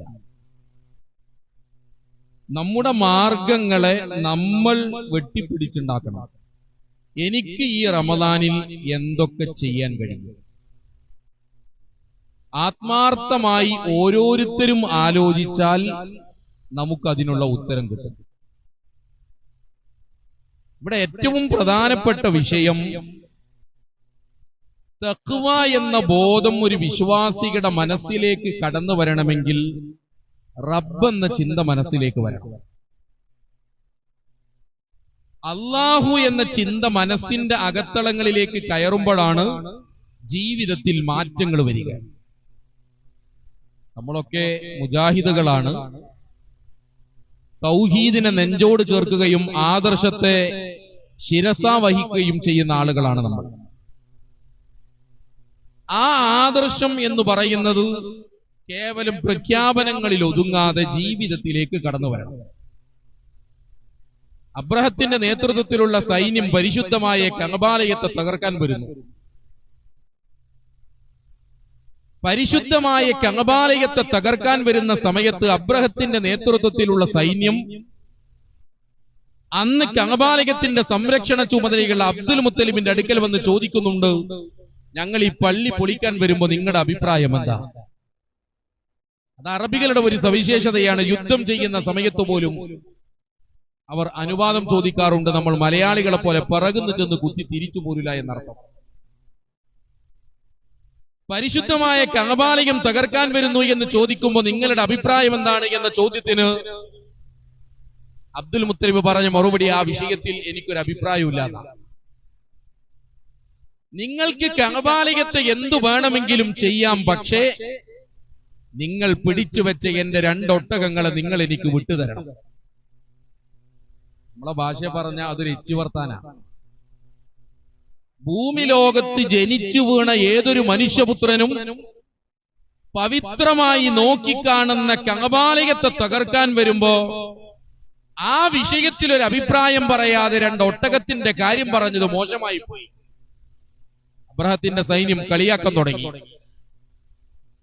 നിങ്ങൾ എന്തുകൊണ്ടാണ് അങ്ങനെ പറഞ്ഞത് എന്ന ചോദ്യത്തിന് അബ്ദുൽ മുത്തലിബിന്റെ മറുപടി എന്താ? അന റബ്ബുൽ ഇബിൽ, ഞാൻ ഒട്ടകത്തിന്റെ രക്ഷിതാവാണ്. വലിൽ ബൈത്തി റബ്ബുൻ, ഈ ഭവനത്തിന്, ഈ പള്ളിക്ക് മറ്റൊരു രക്ഷിതാവുണ്ട്. നിങ്ങൾ ആരൊക്കെ കടന്നു വന്ന് ഈ പള്ളിയെ തകർക്കാൻ ശ്രമിച്ചാലും നിങ്ങളെ കൊണ്ട് ഈ പള്ളി തകർക്കുക സാധ്യമല്ല. എന്റെ വിനയത്തോടു കൂടിയുള്ള ചോദ്യം, ഈ പ്രഖ്യാപനം നടത്തിയ അബ്ദുൽ മുത്തലിബിനെ ഞാനും നിങ്ങളും ഉൾപ്പെടുത്തുന്നത് മുഅ്മിനീങ്ങളുടെ കൂട്ടത്തിലാണോ അതല്ല കാഫിരീങ്ങളുടെ കൂട്ടത്തിലാണോ? മുഅ്മിനീങ്ങളുടെ കൂട്ടത്തിലല്ല. അത്രയും വലിയ തൗഹീദിന്റെ പ്രഖ്യാപനം നടത്തിയിട്ട് പോലും മുഅ്മിനീങ്ങളുടെ കൂട്ടത്തിലല്ല ഉൾപ്പെടുത്തുന്നത്. എന്താ കാരണം? ഇന്നല്ലദീന ഖാലു റബ്ബുനല്ലാഹ്, അല്ലാഹുവാണ് റബ്ബ് എന്ന് പ്രഖ്യാപിച്ച പോരാ. തുമ്മസ്തഖാമു, അത് നെഞ്ചകത്ത് നിലനിൽക്കണം. അതിനനുസരിച്ചുള്ള പ്രവർത്തനങ്ങൾ ഉണ്ടാവണം. അവർക്കാണ് തതനസ്സലു അലൈഹിമുൽ മലായിക അല്ലാ തഖാഫു വലാ തഹ്സനു വഅബ്ശിറൂ ബിൽ ജന്നത്തില്ലതി കുൻതും തുഅദൂൻ. അല്ലാഹുവിന്റെ മാലാഖമാര് വന്ന് നിങ്ങൾ സങ്കടപ്പെടേണ്ടതില്ല, സന്തോഷത്തോടുകൂടി സ്വർഗത്തിലേക്ക് പോകാമെന്ന് പറയുന്നത് ആ ആദർശം ജീവിതത്തിൽ വരുന്ന ആളുകളാണ്. എന്റെ കയ്യിൽ 10 രൂപയുടെ ഒട്ടിച്ചു വെച്ചൊരു നോട്ടുണ്ട്. കണ്ടക്ടർ വരുമ്പോ ഞാനത് മെല്ലെ മടക്കി കണ്ടക്ടറുടെ കയ്യിലേക്ക് കൊടുക്കും. എന്റെ മനസ്സിൽ പടച്ചോൻ അയാളത് തുറന്നു നോക്കാതെ നേരെ ബാഗിന്റെ ഉള്ളിലേക്ക് ഇടണം. അയാളത് തുറന്നു നോക്കാതെ ബാഗിന്റെ ഉള്ളിലേക്ക് ഇട്ടാൽ അൽഹംദുലില്ലാ, അയാളത് അറിഞ്ഞിട്ടില്ല. പക്ഷേ ഫൈനല്ലാ, ആദർശം ജീവിതത്തിൽ നിന്ന് പോയി. ഞാൻ എന്റെ വീട്ടിലിരുന്ന് കാണാൻ പാടില്ലാത്ത എന്തോ ഒന്ന് ടിവിയിലൂടെ കണ്ടുകൊണ്ടിരിക്കുമ്പോ പള്ളി കമ്മിറ്റിയുടെ ഉത്തരവാദപ്പെട്ട ഭാരവാഹികൾ വന്ന് കോളിംഗ് ബെല്ലടിച്ചാൽ ഞാൻ ഒന്നാമത് വാതിൽ തുറക്കുമോ അതല്ല ടി വി നിർത്തുമോ? ടി വി നിർത്തും. കാരണം പള്ളി കമ്മിറ്റിയുടെ ഭാരവാഹികൾ കാണുന്നത് എനിക്ക് പേടിയാ, അള്ളാഹു കാണുന്നത് എനിക്ക് പേടിയാകുന്നില്ല. നമസ്കരിക്കാൻ നിൽക്കുമ്പോ കൈയിട്ടുമ്പോ നമ്മുടെ മനസ്സിലെന്താ? ഇന്നാത്തിനാക്കൽ കൗസർ ഓതി തീർക്കണം. ബാക്കിൽ ഒരാൾ വന്ന് തോണ്ടിയാലോ സബ്ബിഹിസ്മ റബ്ബിക്കൽ ആല, അത് മെനും വേണ്ടിയാ. അള്ളാഹ്ക്ക് ഞാൻ കൊടുത്തത് ഇന്നാത്തിനാക്കൽ കൗസറ. പക്ഷെ ബാക്കിൽ തോണ്ടിയ സഹോദരൻ എന്ത് ചിന്തിക്കുമെന്ന് ചിന്തിച്ചപ്പോ സൂറത്ത് മാറുന്നു. വഖദ് അശ്റക, അവൻ ശിർക്ക് ചെയ്തിരിക്കുന്നു എന്ന് റസൂലുള്ളാഹി സ്വല്ലല്ലാഹു അലൈഹി വസല്ലം. ഇവിടെയാണ് നമ്മുടെ ജീവിതത്തിലേക്ക് അല്ലാഹു എന്ന ബോധം കടന്നു വരേണ്ടത്. മാലക്കും ലാ തർജൂന ലില്ലാഹി വഖാറ, നിങ്ങൾ എന്താ അല്ലാഹുവിന് ഒരു ഗൗരവം കാണാത്തത്? അല്ലാഹുവിന് ഗൗരവം നൽകുന്ന ഒരവസ്ഥയിലേക്ക് വരുമ്പോഴേ നമ്മുടെ ഇബാദത്തുകളിൽ പരിവർത്തനം സംഭവിക്കുകയുള്ളൂ. ആകാശങ്ങളിലൂടെ പാറിപ്പറക്കാനും സമുദ്രത്തിന്റെ ആഴക്കടലുകളിലൂടെ നീന്തി കളിക്കാനുമുള്ള കെൽപ്പും കഴിവും നമുക്കുണ്ട്. പക്ഷെ ഈ ലോകത്ത് നമ്മൾ നിസ്സഹായരായ, ഒരു കഴിവുമില്ലാത്തവർ. എന്റെ ജീവിതത്തെ നിലനിർത്താനുള്ള കെൽപ്പ് പോലും എനിക്കില്ല. ഇടക്കാലത്ത് കൊറോണ വന്ന സമയത്ത് ശ്വാസം കിട്ടാതെ ഓക്സിജന് വേണ്ടി നെട്ടോട്ടമോടി ഓക്സിജൻ സിലിണ്ടറുകൾക്ക് മുന്നിൽ വരി നിന്ന ഒരു അവസ്ഥയുണ്ടായിരുന്നില്ലേ? എന്തൊക്കെ പ്രയാസങ്ങൾ നമ്മൾ സഹിച്ചു. ആ സമയത്ത് നമ്മൾ മനസ്സുകൊണ്ട് പറഞ്ഞു, അൻതുമുൽ ഫുഖറാഉ ഇലല്ലാഹ്, പടച്ചോനെ ഞങ്ങളൊക്കെ ഫഖീറന്മാരാ, ഒന്നും ചെയ്യാൻ കഴിയാത്തവർ. കൊറോണയെ കുറിച്ച് നിങ്ങൾ ഇപ്പോഴും ആലോചിച്ച് നോക്കൂ. കൊറോണയിൽ നിന്ന് രക്ഷപ്പെടാൻ വേണ്ടി നമ്മൾ കയ്യിൽ സാനിറ്റൈസർ പുരട്ടുന്നു, മാസ്ക് ഇട്ടുകൊണ്ട് നടക്കുന്നു. മാസ്ക് ഇട്ട് കഴിഞ്ഞാൽ അതിനുള്ളിലേക്ക് കടക്കാൻ കഴിയാത്ത ഒരു രോഗമാണ്. സാനിറ്റൈസർ പുരട്ടുമ്പോ അതിനു മുന്നിൽ പിടിച്ചു നിൽക്കാൻ കഴിയാത്ത ഒരു രോഗമാണ്. ലോകത്തെ നിയന്ത്രിച്ചു.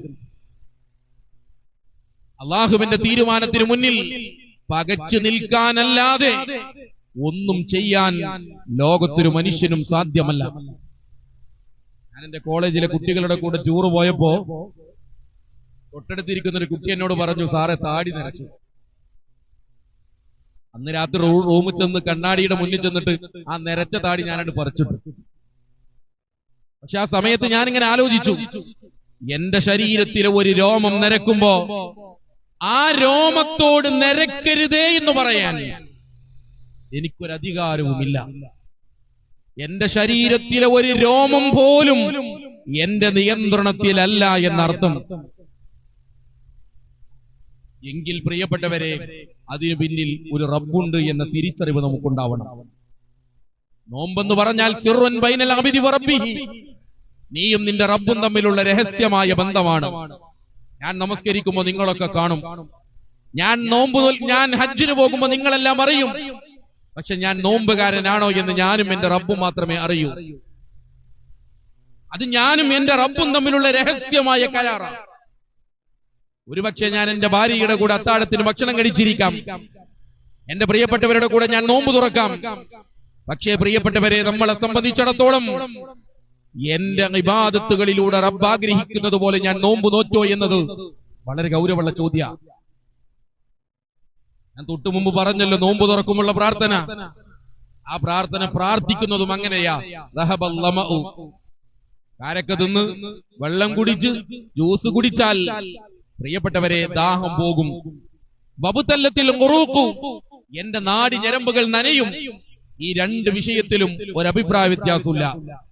പക്ഷേ മൂന്നാമത്തെ കാര്യത്തിൽ ഉറപ്പില്ല. വതബത്തിൽ അജ്റു ഇൻഷാഅല്ലാഹ്, അല്ലാഹ് ഉദ്ദേശിച്ച കൂലിട്ടുന്ന.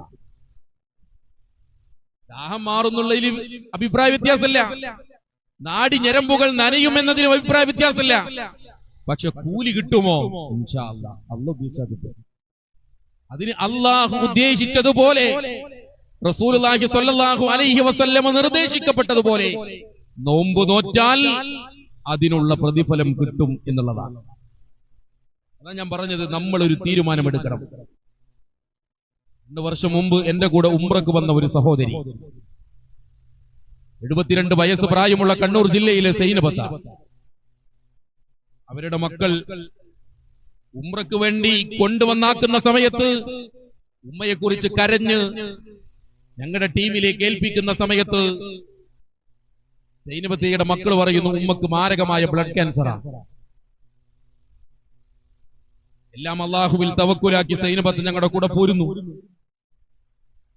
പരിശുദ്ധമായ കഅബാലയത്തിന്റെ അകത്തളങ്ങളിലെത്തി ഉംറ നിർവഹിച്ചതിന് ശേഷം ഞാൻ എന്റെ കൂടെയുള്ള 49 ഹാജിമാരെയും പരിശുദ്ധമായ ഹറമിന്റെ അകത്തളങ്ങളിൽ ഇരുത്തി.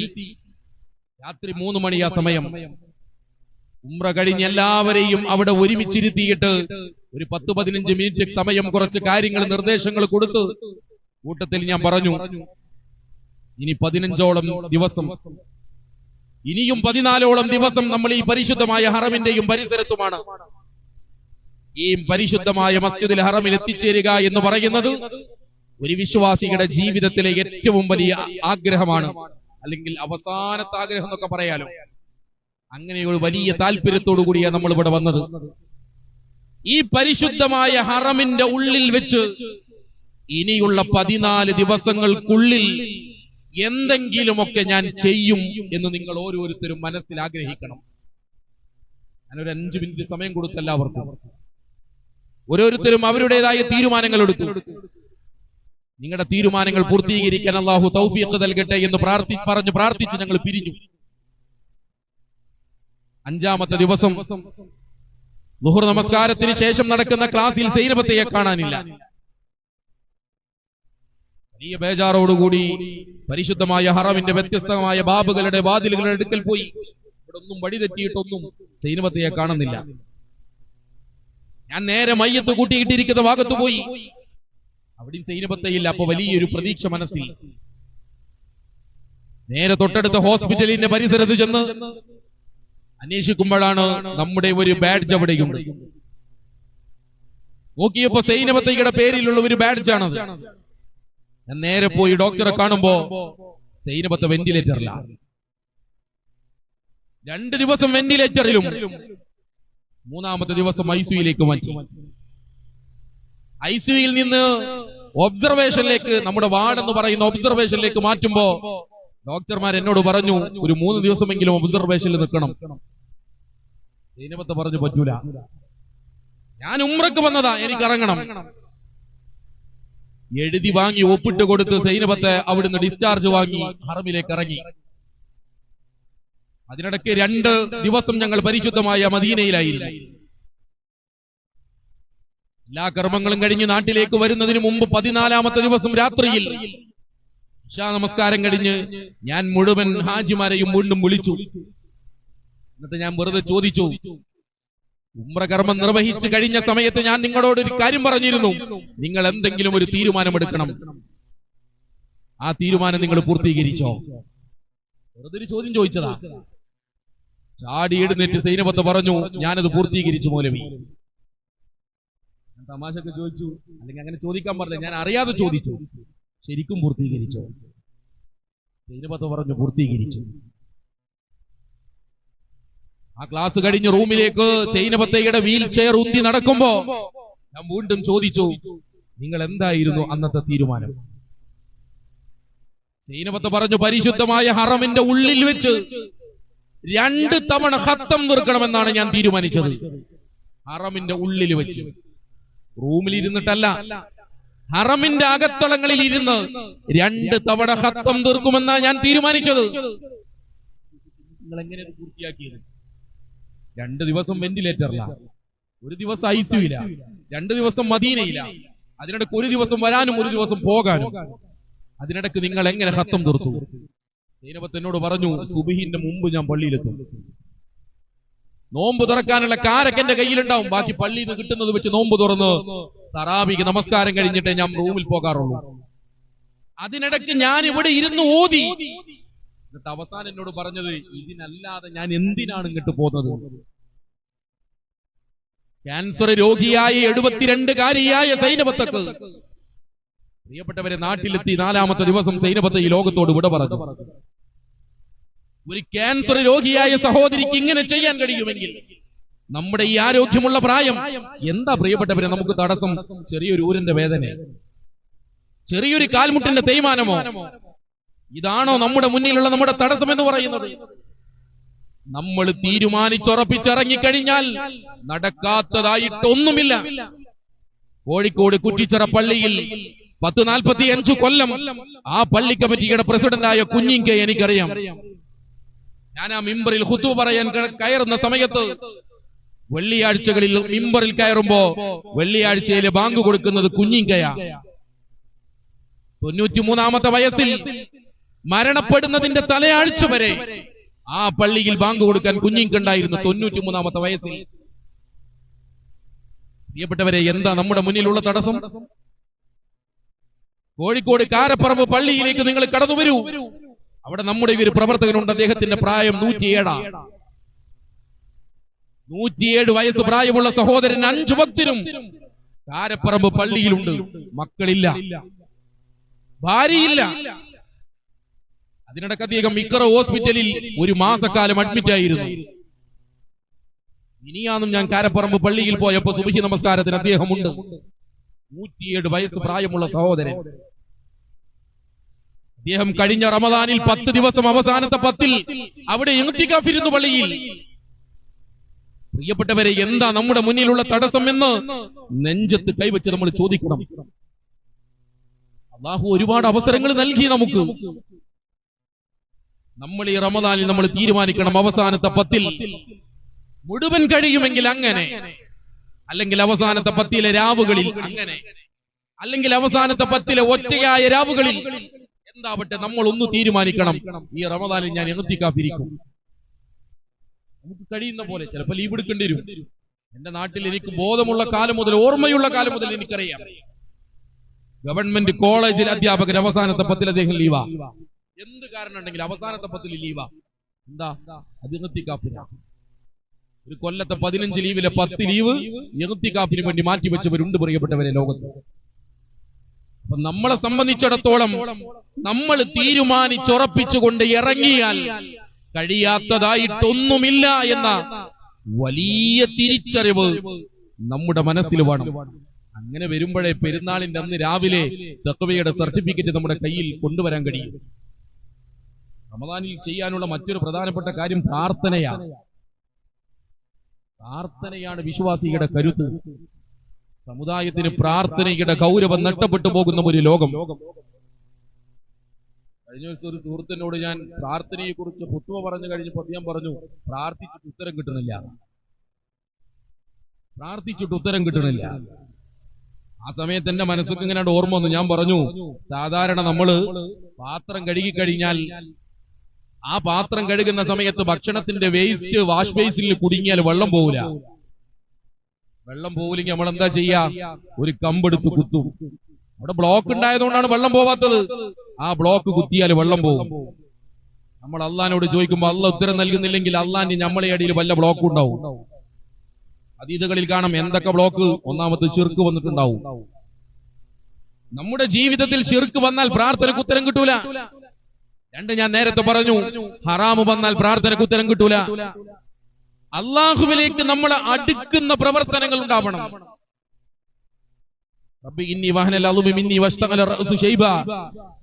എന്റെ തലമുടിയൊക്കെ നരച്ച് എഴുന്നേറ്റ് നിൽക്കാൻ കഴിയാത്ത വിധം ഞാൻ വീണുപോകുന്നു. വകാനത് ഇംറഅതി ആഖിറ. എന്റെ ഭാര്യക്ക് വന്ധ്യതയാണ്. എന്താ പറഞ്ഞത്? എനിക്ക് പ്രായമായി, മക്കളില്ല. ഭാര്യക്ക് മക്കൾ ഉണ്ടാവില്ല എന്ന് ഡോക്ടർമാരും പറയാ. പക്ഷെ അല്ലാഹു വഹബലി മിൻ ലദുൻക വലിയ, പടച്ചോനെ നീ ഒരു കുഞ്ഞിനെ തരുമോ? അല്ലാഹു കൊടുത്തു. യഹിയ നബി അലൈഹിസ്സലാമിന്, സക്കരിയ നബി അലൈഹിസ്സലാമിന്റെ പ്രാർത്ഥന. ഇത് ഖുർആനിൽ കൊടുത്തത് എന്തിനാ? പ്രാർത്ഥിച്ചാൽ കിട്ടുമെന്ന് ബോധ്യപ്പെടുത്താനാണ്. 3 ആള് 10 ആളിട്ട് കളിക്കാറില്ല നമ്മുടെ നാട്ടിൽ. അങ്ങനെ ഒരു ഫുട്ബോൾ മത്സരം നടക്കുവോ? 3ഉം 10ഉം 300ഉം 1000ഉം തമ്മിൽ ബദർ യുദ്ധം. 300 ആള് ചിന്തിക്കണ്ടേ എന്ത് പോയത്തരായി ഇത്? ചിന്തിച്ചിട്ടില്ല. കാരണം എന്താ? അല്ലാഹ് കൂടെയുണ്ട് എന്ന പ്രാർത്ഥനയുടെ വിശ്വാസത്തിന്റെ കരുത്ത് അവരുടെ മനസ്സിലുണ്ടായിരുന്നു. അള്ളാഹു കൈവിടൂല പ്രിയപ്പെട്ടവരെ. എനിക്കറിയാം ഒരു സഹോദരിയെ പള്ളിയിൽ വെച്ച് ബോധം കെട്ട് വീണ് കുറെ ടെസ്റ്റുകളും ചികിത്സകളും നടത്തി അവസാനം എറണാകുളം അമൃതയിൽ നിന്ന് 2 കിഡ്നിയും ഫെയിലിയറാ. പള്ളി കമ്മിറ്റി പണം പിരിച്ചു 40 ലക്ഷം രൂപ ഇവരുടെ കിഡ്നി മാറ്റിവെക്കാൻ. പള്ളി കമ്മിറ്റിയുടെ ഖത്തീബ് എന്നുള്ള, പള്ളിയിലെ ഖത്തീബ് എന്നുള്ള നിലക്ക് ചികിത്സയുടെ ഏതാനും ദിവസങ്ങൾക്ക് മുമ്പ് എന്റെ അടുത്ത് വന്നിട്ട് പറഞ്ഞു, ഉംറക്ക് പോകാൻ കുറച്ച് പണം അനുവദിക്കാൻ പറയോ? പള്ളി കമ്മിറ്റി 50,000 രൂപ അനുവദിച്ചു. ഉംറക്ക് പോയി, തിരിച്ചു വന്നു, ഓപ്പറേഷൻ അഡ്മിറ്റ് ചെയ്തു. 2 കിഡ്നിക്ക് ഒരു കുഴപ്പമില്ല. പള്ളി കമ്മിറ്റിക്ക് തന്നെ സംശയമായിരുന്നു, ഇങ്ങനൊക്കെ നടക്കുവോ? പ്രിയപ്പെട്ടവരെ, അള്ളാഹ് വിചാരിച്ച എന്താ നടക്കാത്തത്? 2 കിഡ്നിക്കും ഫെയിലിയർ ആണ് എന്ന് പറഞ്ഞ സഹോദരിയുടെ 2 കിഡ്നിക്ക് ഒരു കുഴപ്പമില്ല. എന്തു വേണമെന്നറിയോ?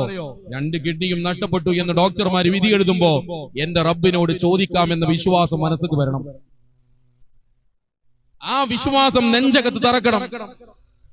അതാണ് അയ്യൂബ് നബി അലൈഹി ഇസ്ലാമിന്റെ രോഗം. ശരീരത്തിലൂടെ പുഴുക്കളരിക്കുന്ന രോഗം എന്നൊക്കെ നമ്മൾ ചരിത്രത്തിൽ വായിക്കൂലേ? അയ്യൂബ് നബി എന്താ പറഞ്ഞത്? പടച്ചോനെ, ഞാനൊരു പ്രവാചകനായിട്ട് എന്ത് എടങ്ങേറാണിത്. അങ്ങനെ പ്രാർത്ഥിച്ചോ? അൻത അർഹമുർ റഹീമീൻ. പടച്ചോനെ, നീ കരുണ ചെയ്യുന്നവനാ. നിന്നെ ഓർത്ത് ഞാൻ നിരാശപ്പെടുന്ന പ്രശ്നമില്ല. ഇതൊരു വല്ലാത്ത രോഗമാണെന്ന് എനിക്കറിയാം. പക്ഷെ നീ എനിക്ക് ഈ രോഗത്തിൽ നിന്ന് മോചനം നൽകും. അതാണ് വിശ്വാസിന്റെ പ്രാർത്ഥന. റസൂലുള്ള സഹിച്ച ത്യാഗങ്ങളില്ലേ? എ.സി. അബൂബക്കർ മൗലവിയുടെ വാക്കുകൾ കടമെടുത്ത് പറഞ്ഞാൽ, റസൂലുള്ള മലപ്പുറം ജില്ലയിൽ ജനിച്ചാൽ തിരൂരങ്ങാടി യത്തീംഖാനയിൽ വളരേണ്ടി വരുമായിരുന്നു. എഴുന്നേൽക്കുന്ന സമയത്ത്, ജനിച്ചു വീഴുന്ന സമയത്ത് വാപ്പയെ കാണാത്ത റസൂലുള്ള എഴുന്നേറ്റ് നടക്കാൻ പ്രായമാകുമ്പോഴേക്ക് ഉമ്മ ഈ ലോകത്തോട് വിട പറയുന്നു. സംരക്ഷിച്ച മൂത്താപ്പയും വളർത്തിക്കൊണ്ടുവന്ന വല്ലുപ്പയും ഈ ലോകത്തോട് വിട പറയുന്നു. തന്നെ അൽ അമീൻ എന്ന് വിളിച്ച് ആദരിച്ചവർ മജ്നൂൻ, ഭ്രാന്തൻ എന്ന് വിളിച്ച് കളിയാക്കുന്നു. നടക്കുന്ന വഴികളിൽ കല്ലും മുള്ളും വലിച്ചെറിയുന്നു. സുജൂദിൽ കിടന്ന് പ്രാർത്ഥിക്കുമ്പോൾ ഒട്ടകത്തിന്റെ ചീഞ്ഞളിഞ്ഞ കുടൽമാല, ഒരു പശുവിനെ അറക്കണ സ്ഥലത്ത് നിന്നിട്ട് സാധാരണ കുടൽമാല എടുത്ത സൈക്കോ നമ്മള്, ചീഞ്ഞളിഞ്ഞ കുടൽമാല റസൂലുള്ളാഹിയുടെ തലയിലേക്ക് വലിച്ചെറിയുമ്പോ ദുർഗന്ധം നിമിത്തം ഒരാളും തിരിഞ്ഞു നോക്കാൻ തയ്യാറാകാത്ത ഘട്ടത്തിലാണ് 9 വയസ്സ് പ്രായമുള്ള ഫാത്തിമ ബി റളിയല്ലാഹു അൻഹ കടന്നു വന്ന് സ്വന്തം മാപ്പിയുടെ കഴുത്തിൽ നിന്ന് ചീഞ്ഞളിഞ്ഞ കുടൽമാല എടുത്തു മാറ്റുന്നത്. ആ റസൂലുള്ളാഹിയുടെ വീട് കൈകൾ ഉയർത്തിക്കഴിഞ്ഞാൽ മേൽക്കൂരയിൽ തട്ടും. കൺപിളി പുതപ്പ് കൊണ്ട് മറച്ച, മഴ പെയ്യുന്ന സമയത്ത് ഈത്തപ്പനയുടെ ഓല കൊണ്ട് മറച്ച, ഈത്തപ്പനയുടെ ഓല കൊണ്ട് നിർമ്മിച്ചിട്ടുള്ള കട്ടിലും ഈത്തപ്പഴത്തിന്റെ കുരു നിറച്ചിട്ടുള്ള തലയിണയും 2 മൺഭരണിയും ഒരു തുകൽ സഞ്ചിയുമായാൽ റസൂലുള്ളാഹിയുടെ വീട് പൂർത്തിയായി. ആ വീട്ടിലാ റസൂലുള്ളാഹി ജീവിച്ചത്. ആയിഷ ബീവി സഹാബ വനിതകളോട് ഇങ്ങനെ പറയാ, ഞങ്ങള് വീട്ടിൽ ഇരുട്ടത്ത് ഇങ്ങനെ ഇരിക്കുക. ഞങ്ങള് ഉടനെ സഹാബ വനിതകൾ ചോദിച്ചു, ഇരുട്ടത്താണ് നിങ്ങൾക്ക് വിളക്ക് കത്തിച്ചൂടെ? നിങ്ങൾക്ക് വിളക്ക് കത്തിച്ചൂടെ? നമ്മുടെ ഉമ്മ ആയിഷ ബീവി റളിയല്ലാഹു അൻഹ പറഞ്ഞ മറുപടി, വിളക്കിൽ ഒഴിക്കാൻ ഒലീവിന്റെ എണ്ണയുണ്ടെങ്കിൽ ഞാനും റസൂലുള്ളാഹിയും ആ എണ്ണ കുടിച്ച് ഞങ്ങളുടെ വിശപ്പ് മാറ്റുമായിരുന്നു. വിളക്കിൽ ഒഴിക്കാൻ എണ്ണയുണ്ടെങ്കിൽ ആ എണ്ണ കുടിച്ച് ഞാനും റസൂലുള്ളാഹിയും വിശപ്പ് മാറ്റുമായിരുന്നു. ഭക്ഷണം കഴിക്കാനില്ലാഞ്ഞിട്ട് മരത്തിന്റെ മുകളിൽ കയറി ഈ ഇലകൾ ഭക്ഷിച്ച് ആട് കാട്ടിക്കുന്നത് പോലെ കാട്ടിച്ചു റസൂലുള്ളാഹിയും സഹാബത്തും നടന്നു പോകുന്ന വഴിയിൽ ഒരു സഹാബിയുടെ കാല് മണലിനടിയിലേക്ക് കണ്ടുപോയി. കാലിൽ എന്തോ ഒന്ന് തറക്കുന്നു. സഹാബത്ത് മുഴുവൻ ഓടി വരുന്നു. ആ സഹോദരൻ മണ്ണ് മാന്തിയിട്ട് ഇങ്ങനെ കഴിക്കുക. നോക്കിയപ്പോ അത് ഈത്തപ്പന മരത്തിന്റെ കമ്പായിരുന്നു. നിനക്ക് ത്യാഗങ്ങൾ സഹിച്ചിട്ട് പ്രിയപ്പെട്ടവരെ എന്താ റബ്ബ് എന്നെ സഹായിക്കാത്തത് എന്ന ചിന്ത വന്നോ? പരീക്ഷണങ്ങൾ ജീവിതത്തിന്റെ ഭാഗമായിട്ട് അംഗീകരിക്കണം. നമുക്ക് എന്താ അറിയാം, നമുക്ക് സൗകര്യം കൂടിയതും അനുഗ്രഹങ്ങൾ കൂടിയതുമാണ് നമ്മുടെ പ്രശ്നം. ഗാസയുടെ തെരുവീതികളിലേക്ക് നിങ്ങൾ നടന്നു പോകൂ. കുഞ്ഞുങ്ങളോട് സമ്മാന പൊതിയാണെന്ന് പറഞ്ഞുകൊണ്ട് ബോംബുകൾ വലിച്ചെറിയുന്നു. മിഠായികളാണ് എന്ന് പറഞ്ഞ് ഓടിയെടുക്കുമ്പോ ബോംബുകൾ തെറിച്ചുപെടുന്നു. മദ്രസയിൽ നിന്ന് തിരിച്ചു വരുന്ന ഒരു കുഞ്ഞിനോട് ഒരു പത്രപ്രവർത്തകൻ ചോദിച്ചല്ലോ, ഒരു ദിവസം മോളെ എത്ര വക്ത? 3ാം ക്ലാസ്സിൽ പഠിക്കുന്ന ആ പെൺകുട്ടി പറഞ്ഞു 6 വക്ത്. ഒരു ദിവസം 6 വക്ത് നമസ്കാരമെന്നും ഒരു കുഞ്ഞു പറയുന്നു. ഏതാ മോളെ 6ാമത്തെ വക്ത്? ജനാസ നമസ്കാരമാണ്. മയ്യത്ത് നമസ്കാരമില്ലാത്ത ഒരു ദിവസം പോലും കടന്നു പോകാത്ത ഗാസയുടെ തെരുവീതികളിൽ അവരുടെ ഈമാന്റെ ശക്തി നിങ്ങൾക്കറിയോ? ആ ഈമാനെങ്കിലും പ്രിയപ്പെട്ടവരെ നമ്മുടെ ഈ സൗകര്യത്തിനിടക്ക് നമ്മൾ മറക്കാതിരിക്കണം. ഈ റമദാനിൽ ഞാൻ സൂചിപ്പിച്ചല്ലോ, ഞാൻ അവസാനിപ്പിക്കുകയാണ്. റമദാന് കൊണ്ട് നമ്മൾ നേടിയെടുക്കുന്നത് സ്വർഗമാണ്. തുടക്കത്തിൽ ഞാൻ പറഞ്ഞിടത്ത് ഞാൻ അവസാനിപ്പിക്കുകയാണ്. ശുഹദാക്കൾ പോകുന്ന സ്വർഗത്തിലേക്ക് പോകാൻ ആരൊക്കെയാ ശുഹദാക്കൾ? ചുട്ടുപൊള്ളുന്ന മണലാരണ്യത്തിലൂടെ വലിച്ചടച്ച് കൊണ്ടുപോകുമ്പോ ചാട്ടവാറ കൊണ്ട് പ്രഹരിക്കുമ്പോഴും അല്ലാഹു അഹദ് എന്ന് പറയാൻ ബിലാൽ റളിയല്ലാഹു അൻഹുവിന്റെ മനസ്സിന് കരുത്ത് നൽകിയത് ശേഷം ഒരു സ്വർഗമുണ്ടല്ലോ എന്ന ബോധമായിരുന്നു. മരത്തിൽ കെട്ടിക്കിട്ട് തൃശൂലം കൊണ്ട് ശരീരത്തിലേക്ക് കുത്തിക്കയറ്റുമ്പോഴും അല്ലാഹു അക്ബർ എന്ന് പറയാൻ സുമയ്യ ബിവി റളിയല്ലാഹു അൻഹയ്ക്ക് കരുത്ത് പകരുന്നത് ശേഷം ഒരു സ്വർഗമുണ്ടല്ലോ എന്ന ബോധമായിരുന്നു. വെള്ളത്തിൽ മുക്കി കൊലപ്പെടുത്താൻ ശ്രമിക്കുന്നതിനിടക്ക് ശ്വാസം വിടാൻ അവസരം കിട്ടിയപ്പോ ലാ ഇലാഹ ഇല്ലല്ലാഹ് എന്ന് പ്രഖ്യാപിക്കാൻ യാസിർ റളിയല്ലാഹു അൻഹു മനക്കരുത്ത് നൽകിയത് ശേഷം ഒരു സ്വർഗമുണ്ടല്ലോ എന്ന ബോധമായിരുന്നു. തന്റെ വലത് കൈ ഏറ്റുപോകുമ്പോ വലത്തെ കൈയിലെ പതാക ഇടത് കൈയിനോട് ചേർത്ത് വെച്ച് ഇടത് കൈ ഏറ്റുപോകുമ്പോ അത് മാറോട് അണച്ചുപിടിച്ച് നെഞ്ചകം പുലർത്തുമ്പോഴും ലാ ഇലാഹ ഇല്ലല്ലാഹ് എന്ന് ഉച്ചരിച്ച് ഈ ലോകത്തോട് വിട പറയാൻ സാധിച്ച ജഅഫർ റളിയല്ലാഹു അൻഹു അവരുടെ മനസ്സിൽ സ്വർഗമുണ്ടായിരുന്നു. സലീമുൽ കദാബിന്റെ കൊട്ടാരത്തിൽ കൊണ്ടുപോയി വിരലിന്റെ അഗ്രഭാഗങ്ങൾ മുറിച്ചു മാറ്റി മാലയാക്കി കോർത്തിണക്കി ഉറ്റുവീടുന്ന രക്തക്കറകൾ കണ്ട് ആനന്ദ നൃത്തമാടിയവരുടെ മൂക്കിന് നേരെ വിരൽ ചൂണ്ടി അല്ലാഹു അക്ബർ എന്ന് ഉച്ചരിക്കാൻ ഇസ്ലാമിക സൈന്യത്തിന് സ്ഥൈര്യം നൽകുമ്പോ അവരുടെ മനസ്സിൽ സ്വർഗമുണ്ടായിരുന്നു. ആ സ്വർഗം കിട്ടാനാണ് നമ്മൾ റമദാനിൽ പണിയിരിക്കുന്നത്. നമ്മളെ സംബന്ധിച്ചിടത്തോളം സന്തോഷത്തോടുകൂടി സ്വസ്ഥമായി ജീവിക്കുമ്പോ ആ സ്വർഗത്തിന് വേണ്ടി പണിയെടുക്കാൻ ഖബ്ബാബ് റളിയല്ലാഹു അൻഹു ഇസ്ലാം സ്വീകരിച്ചതിന്റെ പേരിൽ ചുട്ടുപൊള്ളുന്ന പരവതാനിയിൽ മലർത്തി കിടത്തി. പറയുമ്പോ കേൾക്കാൻ നല്ല സുഖ. ആളിക്കത്തുന്ന അഗ്നിനാളങ്ങളുടെ കൂടെ ശരീരം കത്തിക്കരിയുന്ന സമയത്ത് ഖബ്ബാബ് റളിയല്ലാഹു അൻഹുവിനോട് യജമാനൻ പറയുന്നു, നീ നിന്റെ റബ്ബിനെ തള്ളി പറയണം. ഒരു നിമിഷം തള്ളി പറഞ്ഞാൽ മതി. ദിക്ർ ചൊല്ലുന്ന ഖുർആൻ ഓതുന്ന നാവ് കൊണ്ട് എനിക്കതിന് സാധ്യമല്ല. ദേഷ്യം കൊണ്ട് കത്തിക്കാൻ ഉപയോഗിച്ച വിറക് കൊള്ളിയെടുത്ത് അദ്ദേഹത്തിന്റെ വയറ്റത്ത് കുത്തുന്നു. ആ കുത്തലിന്റെ ആഘാതത്തിൽ തീയണഞ്ഞു പോയെന്ന് ചരിത്രത്തിലുണ്ട്. കാലമേറെ കഴിഞ്ഞ് ഫാറൂഖ് ഉമർ റളിയല്ലാഹു അൻഹുവിന്റെ സദസ്സിലേക്ക് കടന്നു വന്നു ഖബ്ബാബ് റളിയല്ലാഹു അൻഹു പിരിഞ്ഞു പോകുമ്പോ ഖബ്ബാബ് റളിയല്ലാഹു അൻഹുവിന്റെ പുറം ഭാഗം പുതക്കാൻ ഉപയോഗിച്ച മുണ്ട് അറിയാതെ താടുപീട് പോകുന്നു. കത്തിക്കരിഞ്ഞ തീക്കനലുകളുടെ പാട് വീണ അടയാളം വീണ പുറം ഭാഗം കണ്ടപ്പോ ഫാറൂഖ് ഉമർ റളിയല്ലാഹു അൻഹു പൊട്ടിക്കരയുന്നു. എന്താണ് ഖബ്ബാബേ, എനിക്കിത് കാണാൻ വയ്യ. ഖബ്ബാബ് റളിയല്ലാഹു അൻഹു ഓടി വന്നു ഉമർ റളിയല്ലാഹു അൻഹുവിനെ കെട്ടിപ്പിടിച്ചു. ഖബ്ബാബ് റളിയല്ലാഹു അൻഹു പറഞ്ഞ മറുപടി, നാളെ പരലോകത്ത് ഒരാൾക്കും ഒരു അക്ഷരം ഉണ്ടാൻ കഴിയാത്ത മഹ്ശറ എന്ന ലോകത്ത് എന്റെ റബ്ബ് എന്നെ വിചാരണ ചെയ്യുമ്പോ നീ എനിക്ക് വേണ്ടി എന്ത് ചെയ്തു എന്ന് ചോദിച്ചാൽ ഞാൻ എന്റെ റബ്ബിന് എന്റെ പുറംഭാഗം കാണിച്ചു കൊടുക്കും. നീ എനിക്ക് വേണ്ടി എന്ത് ചെയ്തു എന്ന് ചോദിച്ചാൽ ഞാൻ എന്റെ പുറംഭാഗം എന്റെ റബ്ബിന് വേണ്ടി കാണിച്ചു കൊടുക്കും. പ്രിയപ്പെട്ടവരെ, നമുക്ക് കാണിച്ചു കൊടുക്കാൻ ഈ റമദാൻ ഉണ്ടാവണം. ഈ റമദാനിൽ നമ്മൾ ചെയ്യുന്ന പ്രവർത്തനങ്ങൾ ഉണ്ടാവണം. അതിനുവേണ്ടി എന്താണ് ചെയ്യുക എന്നുള്ളത് ആത്മാർത്ഥമായി നോക്കൂ. നിങ്ങൾ ഉമർ റളിയല്ലാഹു അൻഹു ഹജ്ജ് കർമ്മം പൂർത്തിയാക്കി ചുട്ടുപൊള്ളുന്ന മണലിൽ മലർന്നു കിടന്ന് കൈകൾ ആകാശത്തിലേക്ക് ഉയർത്തി നടത്തിയ ഒരു വലിയ പ്രാർത്ഥനയുണ്ട്. അല്ലാഹുവേ, എന്റെ മുൻഗാമികളായ റസൂലുള്ളാഹി മരിച്ച 63ാമത്തെ വയസ്സിൽ, എന്റെ മുൻഗാമിയായ അബൂബക്കർ റളിയല്ലാഹു അൻഹു മരിച്ച 63ാമത്തെ വയസ്സിൽ ഞാനും എത്തി. എന്റെ ജീവിതത്തിൽ ബാക്കിയുണ്ടായിരുന്നത് ഹജ്ജാണ്.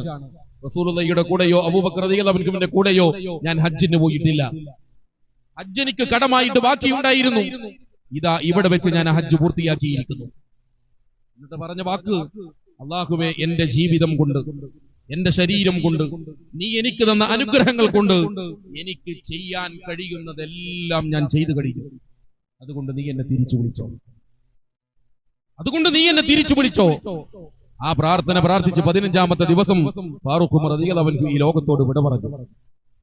ഇത് മരണം ആഗ്രഹിച്ചതോ ചോദിച്ചു വാങ്ങിയതോ അല്ല, ഞാൻ മരണത്തിന് തയ്യാറായി എന്ന ഒരുക്കമായിരുന്നു.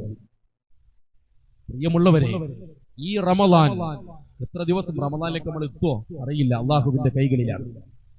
നമ്മൾ അള്ളാഹുവിനോട് പ്രാർത്ഥിക്കണം. റമദാനിൽ അള്ളാഹു നൽകുന്ന ഓരോ മിനിറ്റുകളും സെക്കൻഡുകളും നഷ്ടപ്പെടുത്താതെ. ചിലപ്പോ കോളേജിൽ ലീവ് എടുക്കേണ്ടി വരും, ചിലപ്പോ ഷട്ടർ നേരത്തെ താഴ്ത്തേണ്ടി വരും, ചിലപ്പോ നമ്മൾ നമ്മുടെ ജോലിയിൽ നിന്ന് തൽക്കാലത്തേക്ക് മാറി നിൽക്കേണ്ടി വരും, ശമ്പളത്തിൽ ചിലപ്പോ കട്ടുവരും. ഒക്കെ റെഡി. പ്രിയപ്പെട്ടവരെ, സ്വർഗം നമുക്ക് നേടിയെടുക്കാൻ കഴിയണം. ഒക്കെ സംഭവിക്കാം. പക്ഷെ എനിക്ക് ഈ റമദാനിൽ അള്ളാഹുവിന്റെ മുന്നിൽ റബ്ബിന് കാണിച്ചു കൊടുക്കാൻ ഞാൻ ചെയ്യുന്ന അമലുകൾ ബാക്കി ഉണ്ടാകണം എന്ന ബോധം. അല്ലാതെ ഇങ്ങനെ ഒരു അഡ്ജസ്റ്റ്മെന്റിൽ ഉറങ്ങിയും തൂങ്ങിയും ആവിയിട്ടും പുകയിട്ടും ഇങ്ങനെ പോയാൽ, നാലൊക്കെ തറാബിയൊക്കെ പള്ളിയിൽ നടക്കുമ്പോൾ നമ്മുടെ റോട്ടിൽ മുഴുവൻ ഫുൾജാറ് സോഡ, ഉപ്പിലിട്ട നെല്ലിക്ക, മാങ്ങ, ഇതിന്റെ കച്ചവടം നമ്മുടെ നാട്ടിൽ നടക്കുന്നത്. അവസാനത്തെ 10 പ്രിയപ്പെട്ടവരെ, പെരുന്നാക്ക് വസ്ത്രങ്ങൾ വാങ്ങാനുള്ളതല്ല. അവസാനത്തെ 10 വസ്ത്രങ്ങൾ വാങ്ങാനുള്ളതൊക്കെ ഇപ്പോഴേ വാങ്ങി തീർക്കണമെന്ന് പ്രത്യേകം നിർദ്ദേശിക്കുക. പെരുന്നാക്കുള്ളതൊക്കെ ഇപ്പൊ തീർക്കുക. അവസാനത്തെ 10 എന്ന് പറഞ്ഞാൽ 50% ഡിസ്കൗണ്ടും വിലക്കുറവും, അങ്ങനെ ഒന്നെടുത്താൽ ഒന്ന് ഫ്രീ കിട്ടുന്നിടത്തും ബൈ വൺ ഗെറ്റ് വണ്ണും. ഇതല്ല അവസാനത്തെ 10. അവസാനത്തെ 10 ഓഫർ 1000 മാസങ്ങളെക്കാൾ പുണ്യമുള്ള ഒരു രാവുണ്ട്. അതാണ് അവസാനത്തെ 10 ഓഫർ. ആ ഓഫർ നഷ്ടപ്പെടാൻ പാടില്ല. നിങ്ങൾ ആലോചിച്ചു, നൂഹ് നബി അലൈഹിസ്സലാം 950 കൊല്ലം ജീവിച്ചു എന്നാണ്. 950 കൊല്ലം പ്രബോധനം ചെയ്തു എന്നാണ്. എന്ന് പറഞ്ഞാൽ 1000ഓളം കൊല്ലം ജീവിച്ചിട്ടുണ്ടാവും. ആദം നബി അലൈഹി ഇസ്ലാമിന്റെ ചരിത്രത്തെ കുറിച്ച് പറയുന്നിടത്ത് ഭൗതിക ശാസ്ത്രപ്രകാരം, ഇസ്ലാമിക ചരിത്രങ്ങളിലല്ല, ഭൗതിക ശാസ്ത്രങ്ങളിൽ ആ കാലത്ത് 5000 വർഷം വരെ ആളുകൾ ജീവിച്ചിരുന്നു എന്നൊക്കെ കാണാം. ഇബ്രാഹിം നബിയുടെ ജീവിത കാലഘട്ടം 500 മൂസാ നബിയുടെ ഇത് 300 ഒക്കെ പലരിടത്തും എഴുതപ്പെട്ടിട്ടുണ്ട്. എന്തായാലും നൂഹ് നബിയുടെ നമുക്ക് ഉറപ്പാണല്ലോ. 950 കൊല്ലം ഇബാദത്ത് ചെയ്ത് സൽക്കർമ്മങ്ങൾ ചെയ്തിട്ടാണ് നൂഹ് നബി അലൈഹി ഇസ്ലാം നാളെ പരലോകത്ത് വരിക. ഈ സമുദായത്തിന്റെ പ്രായം 60-70 ഇടയിലാണെന്ന് അള്ളാന്റെ റസൂൽ പഠിപ്പിച്ചതാ. എത്ര പണിയെടുത്താലും 950 കൊല്ലം പണിയെടുത്ത് നൂഹ് നബിയുടെ അടുത്ത് നമ്മൾ എത്തൂല. അത് ഒരു അനീതിയല്ലേ?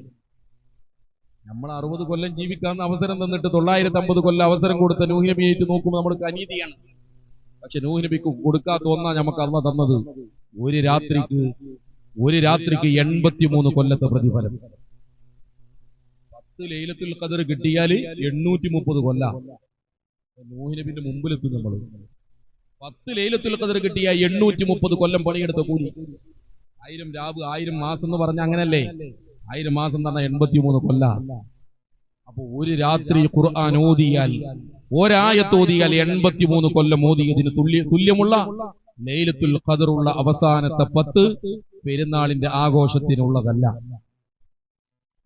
ഈ റമദാനിൽ നമ്മൾ നേടിയെടുക്കുന്നത് അടുത്ത 11 മാസത്തേക്കുള്ള ഊർജമായി മാറണം. കോഴിക്കോട് കുറ്റിച്ചിറ പള്ളിയിൽ കഴിഞ്ഞ റമദാനിൽ ക്ലാസ് എടുക്കാൻ ചെന്നപ്പോ പള്ളി പുറത്തേക്ക് പന്തലിട്ട് ഓലമേഞ്ഞ് വലുതാക്കിയിട്ടുണ്ട്. ഞാൻ പള്ളി കമ്മിറ്റിന്റെ സെക്രട്ടറി മുജീബ്ഖനോട് ചോദിച്ചു, ഇതെന്തിനാ ഓലമേഞ്ഞ് വലുതാക്കിയത്? അപ്പൊ മുജീബ്ഖ പറഞ്ഞു, പള്ളിയിൽ ആള് കൂടും. ഞാൻ ചോദിച്ചു, സാമ്പത്തികമായ നല്ല കഴിവും എന്താ പറയാ, നല്ല ആ സാമ്പത്തികമായ ശേഷിയുള്ള ഒരു നാടല്ലേ നിങ്ങൾ വിചാരിച്ച ഒരു നില കൂടി മേലെ കൊടുത്തൂടെ? അപ്പൊ മുജീബ്ഖനോട് പറഞ്ഞു, അത് നഷ്ടല്ലേ, ഇവരൊന്നും അടുത്ത മാസം ഉണ്ടാവില്ല. അതൊരു അഡ്ജസ്റ്റ്മെന്റിൽ മെമ്പർഷിപ്പ് എടുത്ത് പോകുന്നതാണ്. നിങ്ങൾ ആലോചിച്ച് നോക്കൂ, കഴിഞ്ഞ റമദാൻ ഞാൻ എന്റെ നാട്ടിലെ രണ്ടത്താണിയിലെ പള്ളിയിൽ നോക്കി. റമദാന്റെ തലേന്ന് സുബിഹിക്ക് 1.5 സൊഫുള്ളത്, റമദാൻ 1ന്റെ അന്ന് 8 സൊഫ. രണ്ടാമത്തെ 10 നമുക്ക് കുറയും, പിന്നെ 3ാമത്തെ 10 പിന്നെയും വരും. പെരുന്നാളിന് നമ്മുടെ പള്ളിയിലെ പോലെ എന്താ, ഫൈനൽ മത്സരം കഴിഞ്ഞ ഗ്രൗണ്ട് പോലെ നമ്മുടെ പള്ളി മാറും. ഫൈനൽ മത്സരം കഴിഞ്ഞാൽ പിന്നെ നാളെ കളി ഉണ്ടോ നോക്കിയിട്ട് ആരും വരില്ലല്ലോ. ഈ രൂപത്തിലായാൽ റമദാൻ ഒരു ഉപകാരമില്ല. 9 കൊല്ലം മുമ്പ് കേരളത്തിൽ ഓണവും റമദാനും ഒരുമിച്ച് വന്നു. ആ കൊല്ലം ഓണത്തോടനുബന്ധിച്ചുള്ള മദ്യത്തിന്റെ വിൽപ്പന കുറഞ്ഞു. കേരളത്തിലെ പ്രബലമായ ഒരു പത്രം ഒന്നാമത്തെ പേജിൽ എഴുതി, ഓണത്തോടനുബന്ധിച്ചുള്ള മദ്യത്തിന്റെ വിൽപ്പന കുറയാൻ കാരണം വിശ്വാസികൾക്ക് നോമ്പായതാണ് എന്ന് പറഞ്ഞ മുഴുവൻ കള്ളുഷാപ്പിൽ മുത്തഖീങ്ങളായ കള്ളുടിയന്മാരാണ്. ഇങ്ങനെ ഒരു നോമ്പ് കൊണ്ട് എന്ത് മാറ്റം? നിങ്ങൾ ആലോചിച്ചൊക്കെ, പണ്ടൊക്കെ എന്റെ മുമ്പിലിരിക്കുന്ന കാരണവന്മാരായ ആളുകൾ, പണ്ടല്ല ഒരു 10 കൊല്ലം മുമ്പ് നമുക്കറിയായിരുന്നു, ടിവിന്റെ പ്ലഗ് നമ്മൾ ഊരിടും, റമദാനിൽ ടി വി തുറക്കൂല, ടിവിന്റെ മുകളില് തുണി വിരിച്ച് മറച്ചു വെക്കും, ടി വി തുറക്കുന്ന പ്രശ്നമില്ല. അങ്ങനെയൊക്കെയല്ലേ കഴിഞ്ഞ റമദാനിൽ കോഴിക്കോട് ബസ് സ്റ്റാൻഡിൽ റമദാൻ സ്പെഷ്യൽ സീഡികൾ, എന്താ മാപ്പിളപ്പാട്ട്, ഏതോ പെണ്ണ് ഏതോ പുരുഷനെ വിളിക്കുന്ന ഉളു നഷ്ടപ്പെടുന്ന രൂപത്തിലുള്ള പാട്ടുകളും ഗാനങ്ങളും കേട്ട് റമദാനിൽ ഇങ്ങനെ കഴിയാ. പ്രിയപ്പെട്ടവരെ,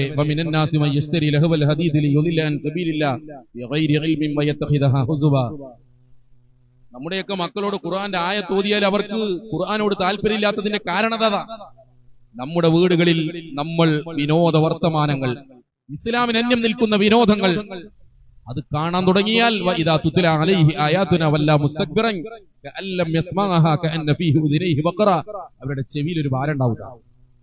മക്കൾക്ക് ഖുർആനോട് താല്പര്യം ഉണ്ടാവില്ല, ഖുർആൻ ക്ലാസ്സിക്ക് മക്കൾ വരൂല. കാരണം എന്താ? മക്കൾ വീട്ടിൽ ആസ്വദിച്ചു കൊണ്ടിരിക്കുന്നത് ഇസ്ലാമിന് അന്യം നിൽക്കുന്ന വിനോദങ്ങളാണ്. അതുകൊണ്ട് പ്രിയപ്പെട്ടവരെ, നമ്മുടെ മക്കളെ നമ്മുടെ കൂടെ നിർത്താൻ, നമ്മുടെ കുടുംബങ്ങളെ നമ്മുടെ കൂടെ നിർത്താൻ, നിങ്ങൾ നിങ്ങളുടെ കുടുംബങ്ങളെയും നിങ്ങളെയും നരകത്തിൽ നിന്ന് കാത്തു സൂക്ഷിക്കണമെന്നാണ്. നിങ്ങൾ മാത്രമല്ല, നമ്മുടെ കുടുംബങ്ങളെയും. അപ്പൊ അതിനുള്ള ഒരു അവസരമായി ഈ റമദാൻ പെരുന്നാളിന്റെ അന്ന് ഈദ്ഗാഹിലേക്ക് പോകുന്ന സമയത്ത് നമുക്ക് ഈദ്ഗാഹിൽ നിന്ന് സ്വീകരിക്കാനുള്ളത് മുത്തഖിയുടെ സർട്ടിഫിക്കറ്റാണ്. അതല്ല ഒരു ഭക്ഷണത്തിലുള്ള ക്രമീകരണവും ഉറക്കത്തിലുള്ള മാറ്റവും ഒരാവിയും പുകയുമായി അങ്ങനെ കഴിഞ്ഞു പോയാൽ പെരുന്നാളിന്റെ അന്ന് നമുക്ക് ആകെ നമ്മളെ കയ്യിൽ കിട്ടിയ കൊളസ്ട്രോളും ഷുഗറും പ്രഷറും കുറച്ച് മാറും. റമദാന് കൊണ്ട് ഒന്നും കിട്ടാത്ത ഒരവസ്ഥ വരും. അതുകൊണ്ട് ആത്മാർത്ഥമായി ഖുർആനിലേക്കും സുന്നത്തിലേക്കും മടങ്ങി അല്ലാഹുവിന്റെ റസൂൽ സല്ലല്ലാഹു അലൈഹി വസല്ലമ എങ്ങനെ നോമ്പ് നോറ്റോ, വിശുദ്ധ ഖുർആനും ഹദീസുകളും നോമ്പിനെ കുറിച്ച് എങ്ങനെ വിധിവിലക്കുകൾ പഠിപ്പിക്കപ്പെട്ടുവോ, ആ ഒരർത്ഥത്തിൽ പരമാവധി എനിക്ക് ഈ റമദാനിൽ എന്ത് ചെയ്യാൻ കഴിയുമോ എന്ന് ചിന്തിച്ച്, അതോടൊപ്പം ഞാൻ നേരത്തെ പറഞ്ഞ നമ്മൾ റമദാനിലേക്ക് കടക്കുന്നതിന് മുമ്പ് സാമ്പത്തികമായ രംഗത്തെ സുതാര്യതകളും കുടുംബ ബന്ധങ്ങളിൽ ആരോടെങ്കിലും പിണങ്ങിയോ തർക്കങ്ങളോ പ്രശ്നങ്ങളോ ആയി, അത് ഉമ്മയാകാം, ഏട്ടനാകാം, അനിയനാകാം, സഹോദരനാകാം, സഹോദരിയാകാം. പ്രിയപ്പെട്ടവരെ, വിശപ്പ് സഹിക്കുന്നത് വെറുതെയായി മാറും, നമസ്കരിക്കുന്നത് വെറുതെയായി മാറും, പ്രാർത്ഥനകൾ വെറുതെയായി മാറും. അതില്ലാതിരിക്കാൻ അവരോടൊക്കെയുള്ള പിണക്കങ്ങൾ മാറ്റി സർവോപരി തൗബയുടെ മാസം. തൗബ ചെയ്യാന്ന് പറയുമ്പോ ഏറ്റവും പ്രധാനം ഭൗതികമായ ലോകത്ത് ആരോടെങ്കിലും ചെയ്ത അപരാധമാണെങ്കിൽ അവരോട് പൊരുത്തപ്പെടിക്കണം, അല്ലേ? ഭൗതികമായി ആരോടെങ്കിലും ഞാൻ അപരാധം ചെയ്തിട്ടുണ്ടെങ്കിൽ അവരോട് പൊരുത്തപ്പെടിക്കണം. സാധാരണ നമ്മൾ പൊരുത്തപ്പെടിക്കാറുള്ള 2 സമയത്താ. ഒന്ന് ഹജ്ജിനും ഉംറക്കും പോകുമ്പോ, 2 മരിച്ചു കിടക്കുമ്പോ. ഞാൻ എപ്പോഴും ആലോചിക്കാറുണ്ട്, മരിച്ചു കിടക്കുമ്പോ പള്ളിയിൽ നിന്നൊരു അനൗൺസ്മെന്റ് എന്താണ്? ഈ മരിച്ചു കിടക്കുന്ന മയ്യത്ത്, ഈ ജനാസ ആർക്കെങ്കിലും അനിഷ്ടകരമായ വല്ലതും ചെയ്തിട്ടുണ്ടെങ്കിൽ അവന്റെ പരലോകമോർത്ത് നിങ്ങൾ അവന് വിട്ടുപുറത്ത് മാപ്പാക്കി കൊടുക്കണം. ശരി, ബാക്കിൽ നിൽക്കുന്ന നമ്മളെല്ലാവരും അവന് പൊരുത്തപ്പെട്ടു കൊടുക്കും. ഈ മരിച്ചു കിടക്കുന്ന സഹോദരൻ പൊരുത്തപ്പെട്ടു തരാനുള്ള കുറെ ആൾ ബാക്കിലില്ലേ? ആരെ പൊരുത്തപ്പെട്ടു തരിക? നമ്മൾ അവന് പൊരുത്തപ്പെട്ടു കൊടുത്തു. പക്ഷെ ഈ മരിച്ചു കിടക്കുന്ന മയ്യത്ത് ഒരുപാട് ആളുകൾക്ക് പൊരുത്തപ്പെട്ടു തരാണ്ട്. ആര് പൊരുത്തപ്പെട്ടു തരും? അതുകൊണ്ട് പ്രിയപ്പെട്ടവരെ, റമദാനിലേക്ക് കടക്കുമ്പോ അങ്ങനെ വല്ലതും ഉണ്ടെങ്കിൽ നേരിട്ട് പോയി, എടാ ഞാൻ നിന്നോട് ഇങ്ങനെ പറഞ്ഞു. അബൂബക്കർ റളിയല്ലാഹു അൻഹു ഉറങ്ങിക്കിടക്കുമ്പോ ഒരാളെ കുറിച്ച് ഉറക്കം തൂങ്ങി എന്ന് പറഞ്ഞു. റസൂലുള്ള പറഞ്ഞു, അബൂബക്കർ വലിയ പാതക ചെയ്തത്, റസൂൽ എനിക്ക് വേണ്ടി നിങ്ങൾ പ്രാർത്ഥിക്കണം. റസൂലുള്ള പറഞ്ഞു, അബൂബക്കറെ പ്രാർത്ഥിക്കൂല, പ്രാർത്ഥിക്കണമെങ്കിൽ നീ അവനോട് മാപ്പ് ചോദിക്കണം. ഉറങ്ങിക്കിടക്കുമ്പോ ഉറക്കം തൂങ്ങി എന്ന് പറഞ്ഞതാ. അബൂബക്കർ റളിയല്ലാഹു അൻഹു പറഞ്ഞു, നീ ഉറങ്ങുമ്പോ ഞാൻ നിന്നെ കുറിച്ച് ഉറക്കം തൂങ്ങി എന്ന് പറഞ്ഞു, നീ എനിക്ക് മാപ്പാക്കണം. അപ്പൊ റസൂലുള്ളാഹിനോട് പറഞ്ഞു, റസൂൽ അദ്ദേഹം മാപ്പ് നൽകിയിട്ടുണ്ട്, എങ്കിൽ അള്ളാഹിനോട് പ്രാർത്ഥിച്ചാൽ അള്ളാഹു അതിന് നിനക്ക് പുറത്തു തരും. ഞാൻ സൂചിപ്പിക്കുന്നത്, ഒരു ഉറക്കം തൂങ്ങി എന്ന് വിളിച്ചതുപോലും ഒരു അപരാധമായി കാണുമ്പോ നമുക്കൊക്കെ എത്ര പൊരുത്തപ്പെടിക്കാണ്ടാവുന്ന നമ്മൾ ഓരോരുത്തരും ചിന്തിക്കുക. റമദാനിലേക്ക് കടക്കേണ്ടത് നിഷ്കളങ്കമായ, പരിഭാവനമായ, പരിപക്വമായ, ഇമാം ഫഖറുദ്ദീൻ റാസി തങ്ങൾ പറഞ്ഞതുപോലെ അത്തിപ്പഴം പോലെ വത്തീനി വസ്സൈത്തൂന്റെ വിശദീകരണത്തിലാണ്. നമ്മുടെ ശരീരം ഒരു വിശ്വാസിയുടെ മനസ്സ് അത്തിപ്പഴം പോലെ അകൊന്നു പുറന്ന് അങ്ങനെയല്ല. അങ്ങനെ നിഷ്കളങ്കമായ മനസ്സിന്റെ ഉടമകളായി ഈ റമദാനിന്റെ രാപ്പകലുകൾ പരമാവധി ഉപയോഗപ്പെടുത്താൻ വേണ്ടി പരിശ്രമിക്കുക. പടച്ച റബ്ബ് തൗഫീഖ് നൽകി അനുഗ്രഹിക്കുമാറാവട്ടെ. അതാ റമദാനിലേക്ക് കടക്കാനും റമദാനിൽ ഇബാദത്തുകൾ ചെയ്ത് റയ്യാൻ എന്ന കവാടം നോമ്പുകാർക്കായി തയ്യാറാക്കി വെച്ച റയ്യാൻ കവാടത്തിലൂടെ സ്വർഗത്തിൽ പ്രവേശിക്കാനുള്ള തൗഫീഖ് നൽകി ഞങ്ങളെ അനുഗ്രഹിക്കണം റഹ്മാനെ. ഈ സദസ്സിൽ ഒരുമിച്ച് കൂടിയതുപോലെ സന്തോഷത്തോടുകൂടി നിന്റെ ജന്നാത്തുൽ ഫിർദൗസിൽ സ്വർഗ പൂങ്കാവനത്തിൽ മുത്ത് മുഹമ്മദ് മുസ്തഫ സല്ലല്ലാഹു അലൈഹി വസല്ലമയുടെ കൂടെ കുടുംബസമേതം ഒരുമിച്ചിരിക്കാനുള്ള തൗഫീഖ് നൽകി ഞങ്ങളെ അനുഗ്രഹിക്കണം റഹ്മാനെ. ഒരാൾക്കും ഒരക്ഷരം ഉണ്ടാൻ കഴിയാത്ത മഹ്ശറ എന്ന ലോകത്ത് വെച്ച് കാൽമുട്ട് കൂട്ടിയിടിച്ച് നഖം കടിച്ച് ശിരസ് നമിച്ച് വാരിയെല്ലുകളെ പുലർത്തുമാറ് വേദന സഹിക്കുമ്പോൾ വലതു കൈയിൽ ഗ്രന്ഥമേറ്റു വാങ്ങി ഹൗദുൽ കൗസറിൽ വെള്ളം കുടിച്ച് ഹർഷിന്റെ തണൽ സ്വന്തമാക്കി അഭിമാനത്തോടെ സ്വർഗത്തിൽ പ്രവേശിക്കാനുള്ള തൗഫീഖ് നൽകി ഞങ്ങളെ അനുഗ്രഹിക്കണം റഹ്മാനെ. ഞങ്ങളാക്കി വളർത്തിക്കൊണ്ടുവന്ന ഞങ്ങളുടെ മാതാപിതാക്കൾക്ക് സ്വർഗം നൽകണം റഹ്മാനെ. ഞങ്ങളുടെ മക്കളിലൂടെ ഇണകളിലൂടെ കണ്ണിന് കുളിർമ പ്രദാനം ചെയ്ത് മുത്തഖീങ്ങളുടെ മുന്നിൽ നടക്കാൻ പര്യാപ്തമായ വിധാനത്തിൽ ഞങ്ങളുടെ ജീവിതത്തെ ക്രമീകരിക്കണം റഹ്മാനെ. ഞങ്ങളുടെ സംസാരങ്ങളിൽ പലരും ഞങ്ങളോട് പ്രാർത്ഥിക്കണമെന്ന് പ്രാർത്ഥന കൊണ്ട് വസയ്യത്ത് ചെയ്യാറുണ്ട്. അവരുടെയൊക്കെ സ്വാലിഹായ മുറാദുകൾ സ്വീകരിക്കണം റഹ്മാനെ. സാമ്പത്തികമായി, ശാരീരികമായി, മാനസികമായി, കടം കൊണ്ട് ബിസിനസ്സിൽ പ്രയാസങ്ങളുള്ള ഒരുപാട് ആളുകൾ അവരുടെയൊക്കെ പ്രയാസങ്ങൾ ദൂരീകരിക്കണം റഹ്മാനെ. اللهم اغفر للمؤمنين والمؤمنات والمسلمين والمسلمات الأحياء منكم والأموات إنك مجيب الدعوات يا قاضي الحاجات. اللهم أجرنا من النار. ربنا هب لنا من أزواجنا وذرياتنا قرة أعين واجعلنا للمتقين إماما. اللهم ألف بين قلوبنا وأصلح ذات بيننا. ربنا تقبل منا دعاءنا وقيامنا وصلاتنا وأعمالنا يا رب العالمين وتب علينا إنك أنت التواب الرحيم واغفر لنا يا غافر المذنبين. ربنا آتنا في الدنيا حسنة وفي الآخرة حسنة وقنا عذاب النار. آمين آمين برحمتك يا أرحم الراحمين. سلام على المرسلين والحمد لله رب العالمين. السلام عليكم ورحمة الله.